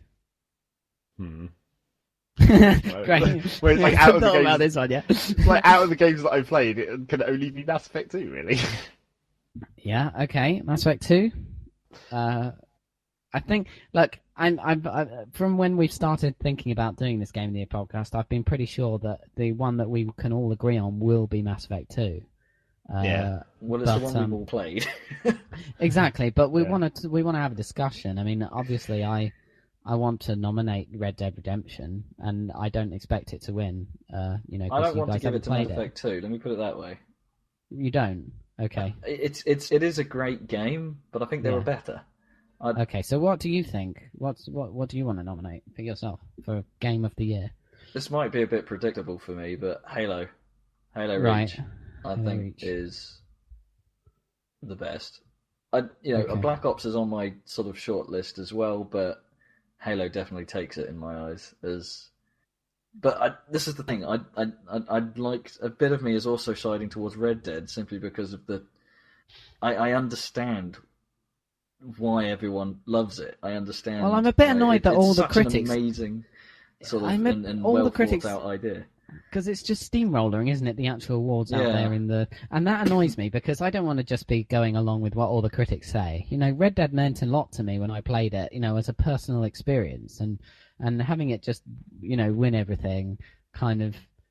I have some concerns about technical shortcomings, but I have no doubt that its story and its setting and its ambience will be. Well, technically, it's very good. I top-notch. mean, you get the open world jank, definitely. I mean, I went into it just a couple of days ago, just to have a ride, and I found someone who was walking and who was doing his walking animation, but was stuck in one place.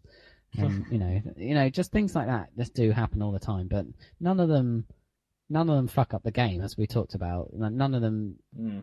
Yeah, I don't know. And the bugs are just legendary. Yeah, but none of them are game breaking. That's the thing. But I don't know. I just noticed that in my notes I've actually written it as Red Dead Redemption. Redemption. I had another one earlier that I thought was good, another sort of stupid typo. I'll see if I can find it. It's quite a good one. Carry on, talk amongst yourselves. Okay, well. Oh no, that was it. I found it. It's expectactions. Expectations. Because it sounds cool. I think that the story of these games is very important to their success, and I think that as great as Reach is, its story isn't nearly as good as Mass Effect 2 or Red Dead. In fact, I think as a Halo story, it was. Well, you have to admit, when we first started talking about it, we were quite disappointed. Yeah, I know what you mean. In terms of story, it's not. It doesn't feel as fully fledged as maybe it should be. Yeah, it's a bit shallow. Then again, when I think back to actually some of the previous Halos, they're kind of the same. Yeah, I know, it's true. Halo 2 might have been the exception, actually, because it jumped from place to place more often, so that might have actually had a stronger story element than either of the others. But when you think of Halo's story on the whole, it's... Well, the thing is that Reach doesn't have that, we're halfway through the game, it's time for the flood thing. Yeah. Which all the games after the first one copied, and never did as well again, because Halo 1 introduced the flood really well, and then when they came back in the other games, it was just never as... Well, obviously it was never as shocking. Well, they just sort of appeared. Yeah, they just sort of appeared, and it was like, oh, great. But Reach, avoids that by not having the flood at all and having enough variety in the Covenant enemies that it doesn't matter that you don't have that third party in there because you got the brutes as well as the new jackals and the... Yeah, and I really like aspects of the setting, like the way that the elites don't speak English and all that stuff. I like that, but as an actual story, especially because I didn't, when the sort of supposed twist comes, I didn't understand what it was. I didn't get it. They didn't even explain the twist to me enough because I was confused. Because for a moment I thought that Cortana might be a Forerunner AI. Yeah, that was my original sort of thought. It's like, hang on, oh no, wait, that doesn't work. And then you actually do have to think about it. It's which is a bit weak. It should just be snappy, but I suppose it wasn't the main plot of the story. It was just sort of a nice hint. Yeah. So, it does kind Mass of change Effect the way. 2... It's kind of cool in the sense that it does make you think about the other Halo games in a sort of different light. It does, yeah. It's cool. I'm not saying it's because not cool, it means that Cortana was pretty much lying throughout the entire first game. Yeah, I'm not. Yeah, I don't know.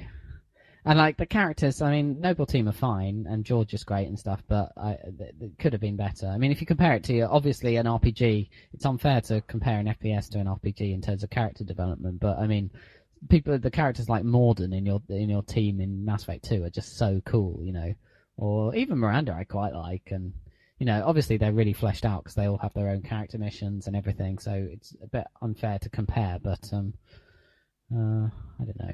There are better characters in FPSs than in Noble Team. The characters in Half-Life are good characters, and they don't need to talk. Even the characters in ODST are better than Noble Team. Yeah, exactly. So that I found disappointing. If I take story out of the equation, sure, yeah, I think Halo just edges it for me. Right. Well, it's hard to. You just can't. as the game, Yeah. the one of the best multiplayer experiences they've made, one of the best feeling campaigns in terms of the combat they've made. It's hard to think of its missteps other than the story. Yeah. But you can't divorce. It's a bit unfair because you can't divorce story from an RPG in the same way that you can from an FPS, because you're losing more by taking story away from an RPG. And although Mass Effect 2 has pretty damn good shooting mechanics, it's never going to be as good as Halo, But it's not trying to be, really. I know. If we're going on about if we are going on the storyline, I wasn't too impressed with Mass Effect 2's because it was in the shadow of the first, and it's very much in the shadow of the first in terms of its content because of the thing about we talked about this earlier, the no twist plot.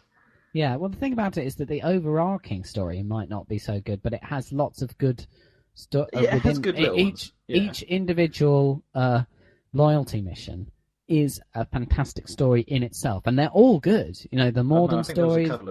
I seem to remember I didn't like a couple of them. I wasn't too chuffed with the what's it? The Blue Biotic Ladies, the Asari club storyline. That was a bit weak.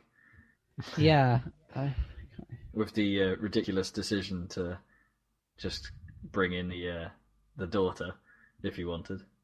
It's kind of cool, but it just sort of felt strange. She's like an assassin woman, isn't she, or something? Yeah. What she's are they called? That sort of religious code lady. Yeah. I can't remember the term. But... That was all right. I mean, there were better ones. I mean, the modern one was amazing with the whole genophage decision. Oh, yeah. That was amazing. That's epic. And the Rex one is kind of cool, and the one with Jack where you go, I didn't really like her, but once you do her loyalty mission, you start liking her, when you go to that prison. And I still didn't like her. Right, okay.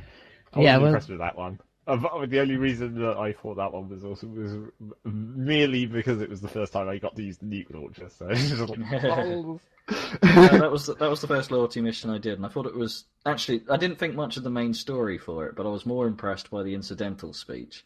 Because there's that guy in that cell, isn't there, who's like, oh, it's unfair, why am I here? And you start feeling sorry for him, and he's like, I only killed 2 people. It's like, yeah, you should damn well be in prison, you bastard. Stuff like that. Yeah. Red Dead story. Wait, wasn't the prison where you find Jack, not her loyalty mission? Oh, no, you're right, yeah. Because the loyalty mission is going back to her genetic modification plant, isn't it? That's all overgrown with weeds and stuff. Yeah. Details. Yeah, details. Important details.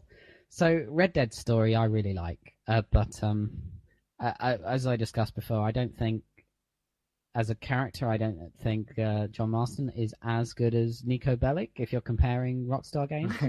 But I think that the story is very mature. I can talk about the ending now, and it's really clever, because, I mean, the whole game is there in the title there, that redemption is literally what the game is about. And you come into this game having had a checkered past, as so often happens in games and stuff, and books and films, and then it's all about redeeming yourself for what you've done in the past. But then you get this.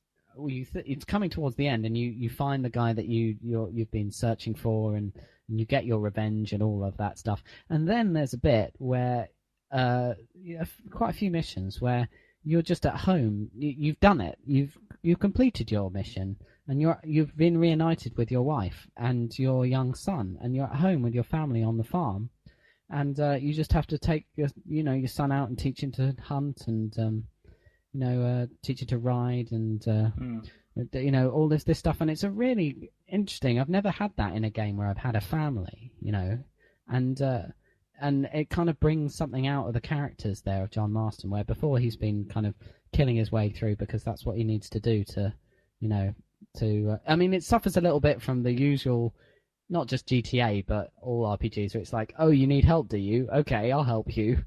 Yeah. I'm not quite sure why, because you're a random person on the street. Yeah, but, so it has that whole family bit, and then at the end, of course, it's inevitable, isn't it? You can never escape. That's the message, isn't it? You can never escape from the things that you've done in your past, no matter how hard you try to, redeem yourself. It'll always catch up with you. So that's the message at the end. And I think it was a really powerful, not just the final scene and moment, which was brilliant, but all that leading up to it, that little bit with your family, is something quite unique in gaming. And I'll be honest, I've seen sort of spoiler videos of the endings, but is it true that there's multiples? I guess don't think I so. seem to have seen shots that seem to differ. Or what maybe happens it's just... is like you can't avoid being killed in the end, but then your son grows up and you can play as him, and then you can get revenge for the murder of your father. You see? Ah, okay, that bit I didn't know about. Yeah, so that's why at the end of Spoiler the game, alert! you're playing. Yeah, spoilers. Sorry, this is long enough afterwards, I think. That's why at the end of the game you're playing a different character because you're playing the son. And you remember, Zach, you were asking, could there be a sequel set in 1930 Chicago where you're a gangster or whatever? And I was like, yes, possibly, because I mean the game's set in 1910, and by the time he's grown up, Jack Marston, he must be at least 1920 odd. So yes, Jack Marston is Al Capone's drug running Hitman. Hitman person. Yeah, that could be cool. Anyway, so yeah, but it would probably be too much to GTA. But yeah, never mind, different discussion. Yeah, so great story. I mean, if you compare it to GTA, like we were saying, Nico's a great character, but his motivation for doing all these crimes is fairly unclear. Especially considering he just wants to make a living for himself. He ends up being basically a mafia hitman. Yeah, and at the end he's like, oh, maybe I'll settle down at the end and have a nice life after all, or whatever. It's like, what are you talking about? You've just been killing people whereas John Marston's, motivation is clearer, and I think it has a much more sort of mature, interesting story. So, so from a story's perspective, I like Red Dead for out of those three, but I can see why. Reach is such a solid game, Yeah, that's what I mean. If we were talking about the best story category, I'd have no problem giving it to Red Dead, even not knowing what it is in full. There's too much good news about it, and I have too many problems with the stories of pretty much every game I've played this year in order to vote them in. So I'm more happy to give it to the one I haven't played. But it's yeah. The thing is, like, I know where you were going with the Halo thing, though, is because I brought it up. It's the game of Halo just is so solid.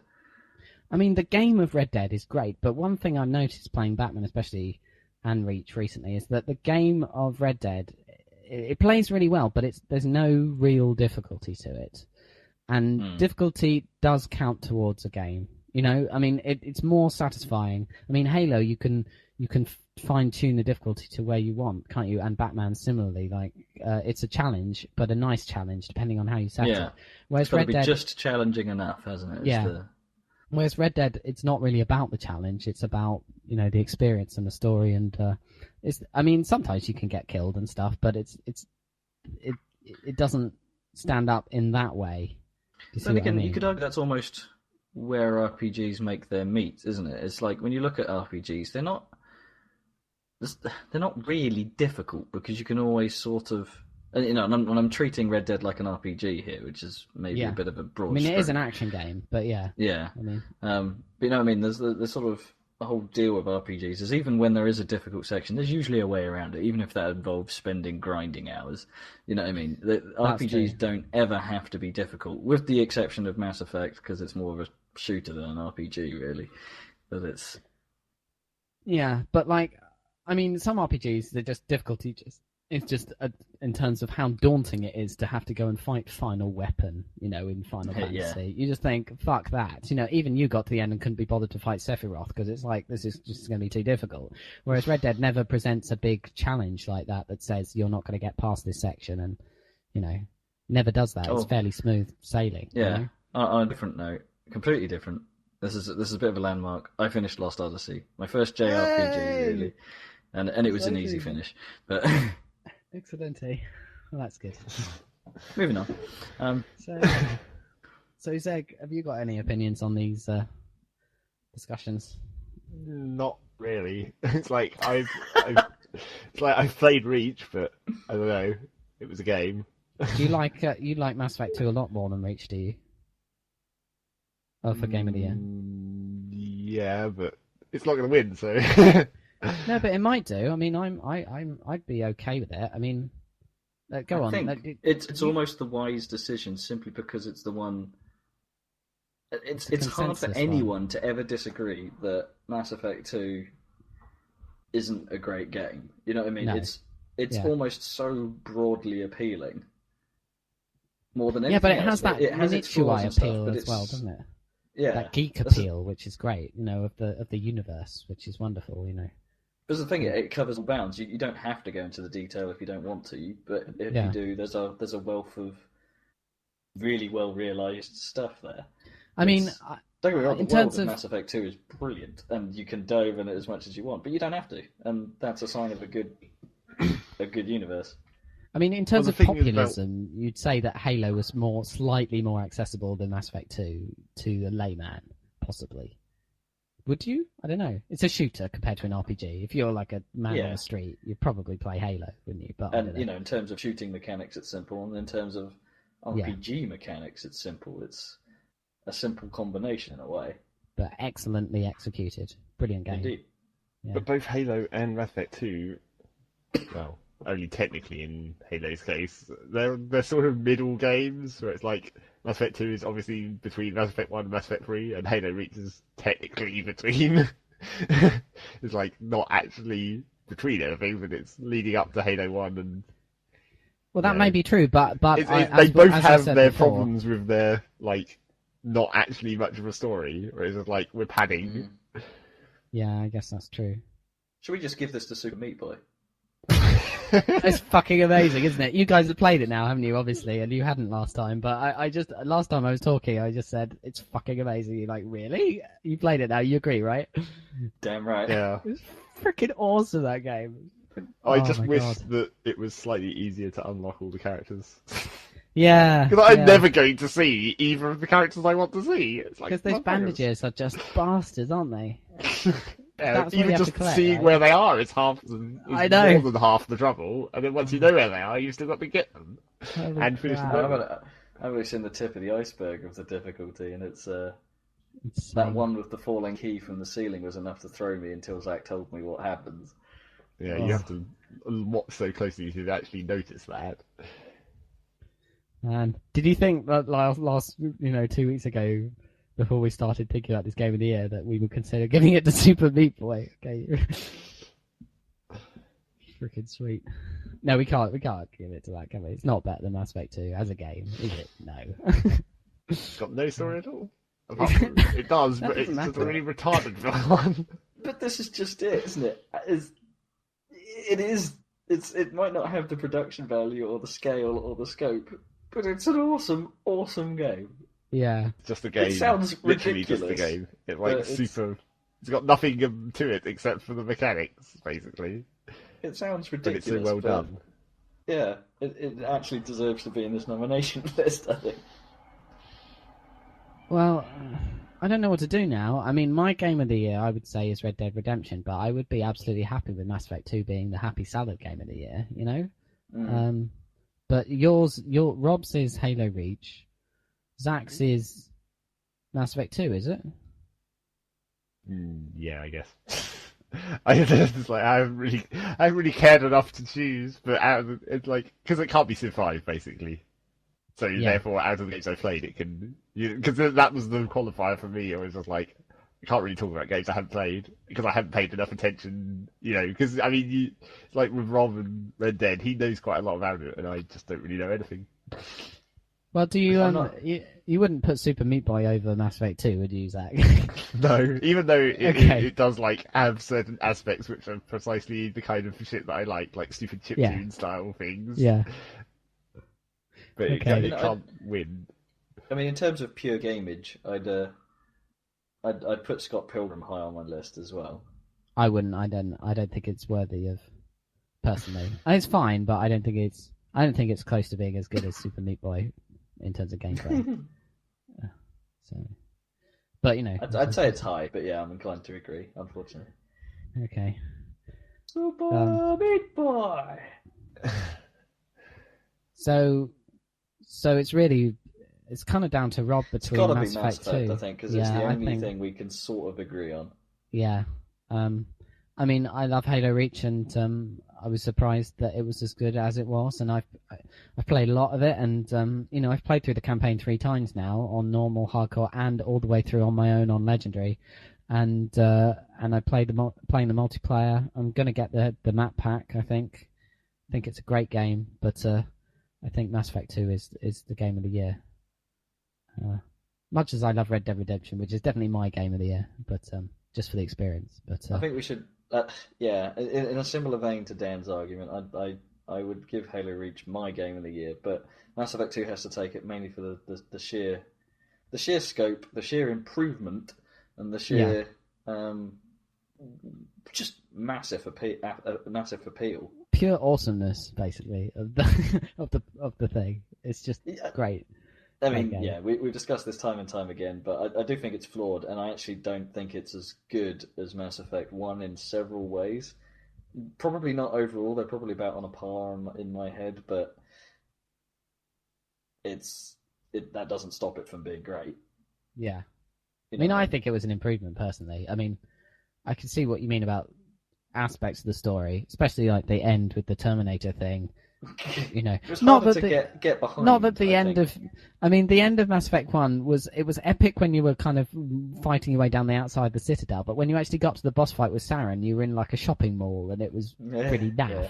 I mean, I found it hard to get behind Mass Effect 2 because of the story. You're right, it is an important factor in a lot of these things because I thought it was quite, the little bits are great, but the overarching story is quite weak. You know exactly where it's going. There's no twists, and the whole end section is actually a bit of a letdown, really. I can see what they were trying to go for, but it's just doesn't feel that epic. It doesn't feel that great. It's sort of what you expected. You're expecting a big finish. Well, I mean, nothing really surprises you other than big Terminator face, which is Terminator just a serious WTF. Yeah, but actually, I don't know if I agree with you on the whole end section being weak, because I think the whole, doing the characters to gain their loyalty and then getting the upgrades and the way it all ties into the last mission, and you have to make decisions over what party to send in which direction and all that stuff. I think that was actually really cool, especially when it goes wrong, which you may not have experienced. My problem is it gives you I know the decisions exist, but the way I think I think most people play it was that they never just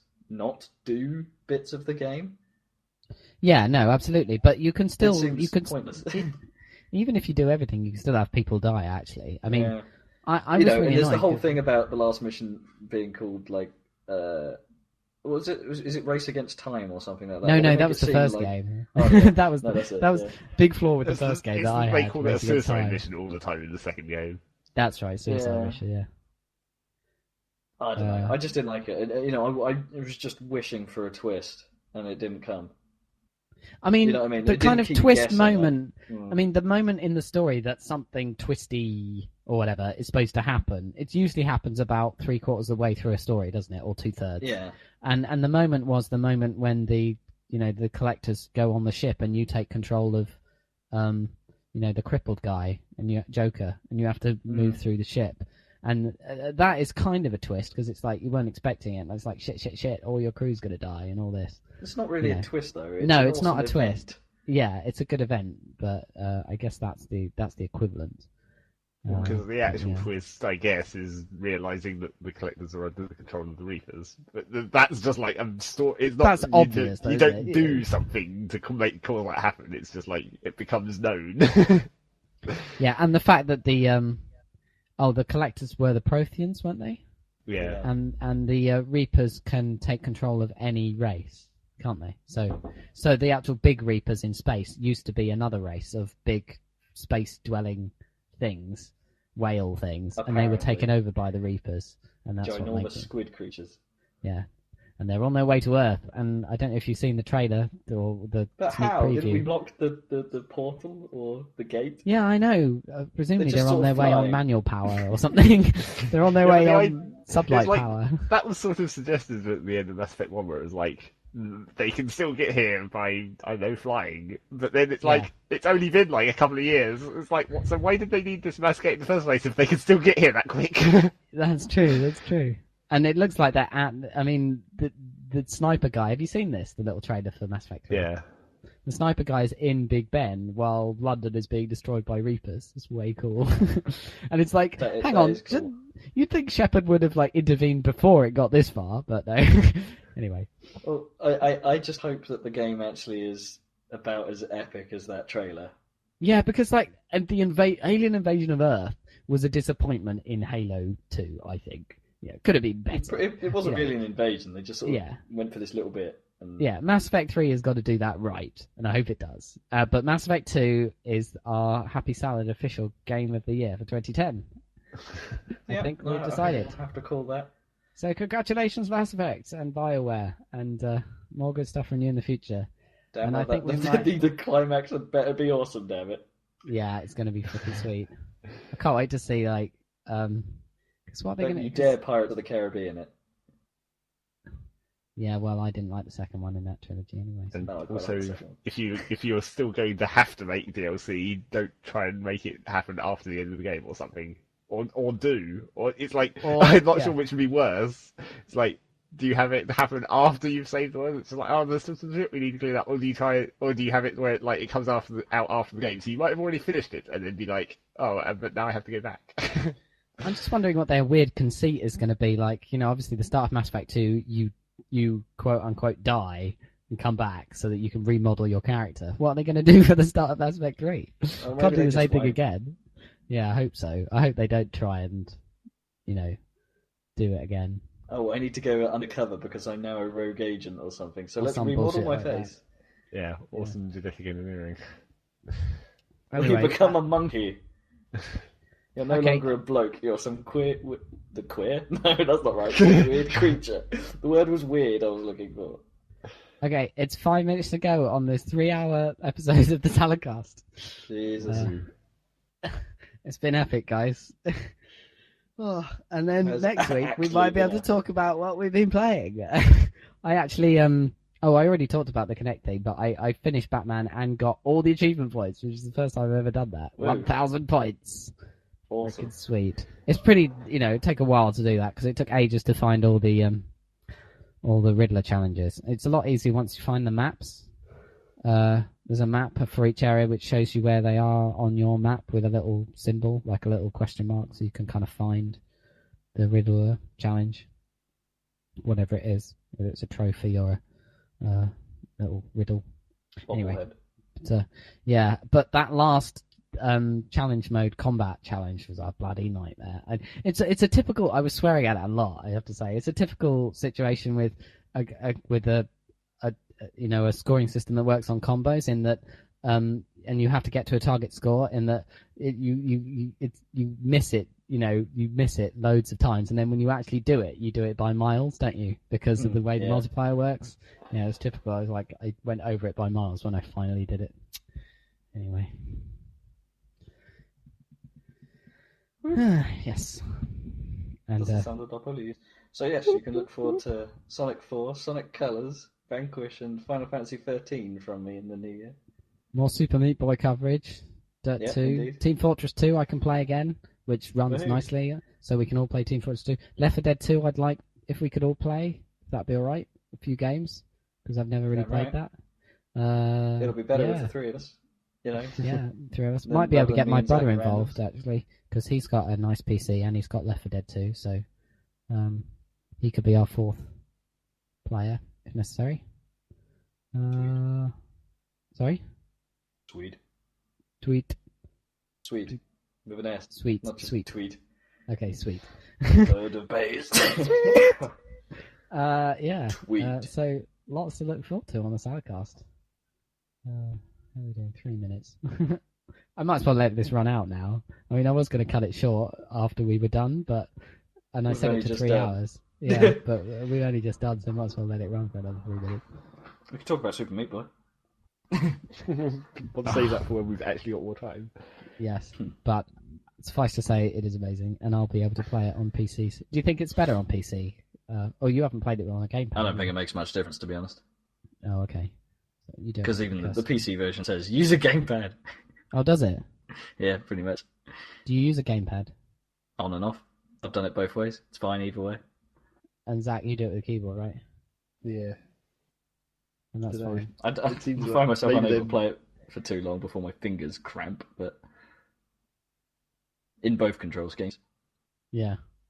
Yeah, well, my trouble with the gamepad was you have to hold down that sprint kind of trigger. And holding down a trigger all the time, it starts to hurt after a while. It's the same with Assassin's Creed 2. You have to hold down the right trigger to go into the run, and just holding it down all the time, it starts to hurt after a while. It's all right in a racing game but with a racing game you have to brake after every so often and let off and then put back on. But with Assassin's Creed 2, it's effectively like a button. There's no analog control. It's the same as Super Meat Boy, isn't it? So just holding it constantly is a bit of a pain. So you can do it with the bumpers on the Meat Boy, but then the bumpers in a slightly wrong position to hold all the time. Yeah, so it's much of a muchness. 2 minutes or less. 2 minutes. Super What are you looking forward to Meat next Boy. year? I mean, what's on that's a good question. What's on your hit list? Yeah, we should talk about that. Just Can't Portal remember. 2. Portal 2. Oh, Deus Ex 3. It might Yeah. not be good, but I hope it is. Yeah. So Maybe if the price comes down, maybe at some point we could hit Hot Pursuit because it is of interest. well, we could buy it tomorrow. I mean, we'll have to just It is think cheap about it. currently. 18 quid. We'll have to think about that one. But yeah. To be honest, if you want it, it's probably a bargain. It's just in our financial concern, it's Yeah, that's the only trouble. Yeah. Oh, and we should discuss next time the Steam sale in general, because I think that is almost going to single-handedly save PC gaming. I think. yeah. I think there's going to be a renaissance once they keep. Well, I wonder if it's it brings an audience in, but at the same time, I wonder if it's sort of secretly killing it because the margins must be. Well, maybe. I wonder if because of it, people will always wait for the sale like we do. Well, we shall see. We shall see. Well, thank you for joining us, audience, listeners, for our Game of the Year podcast. And we hope you lived again. through it. Hope you lived through all 3 hours. And look forward to plenty more from us in 2011. God, that's It doesn't sound as good, does it? No, it doesn't sound good. And we're going to have a new website before long, so it's on its way. So look forward to that in the new year. Plug. But from us, it's goodbye. Goodbye. Bye.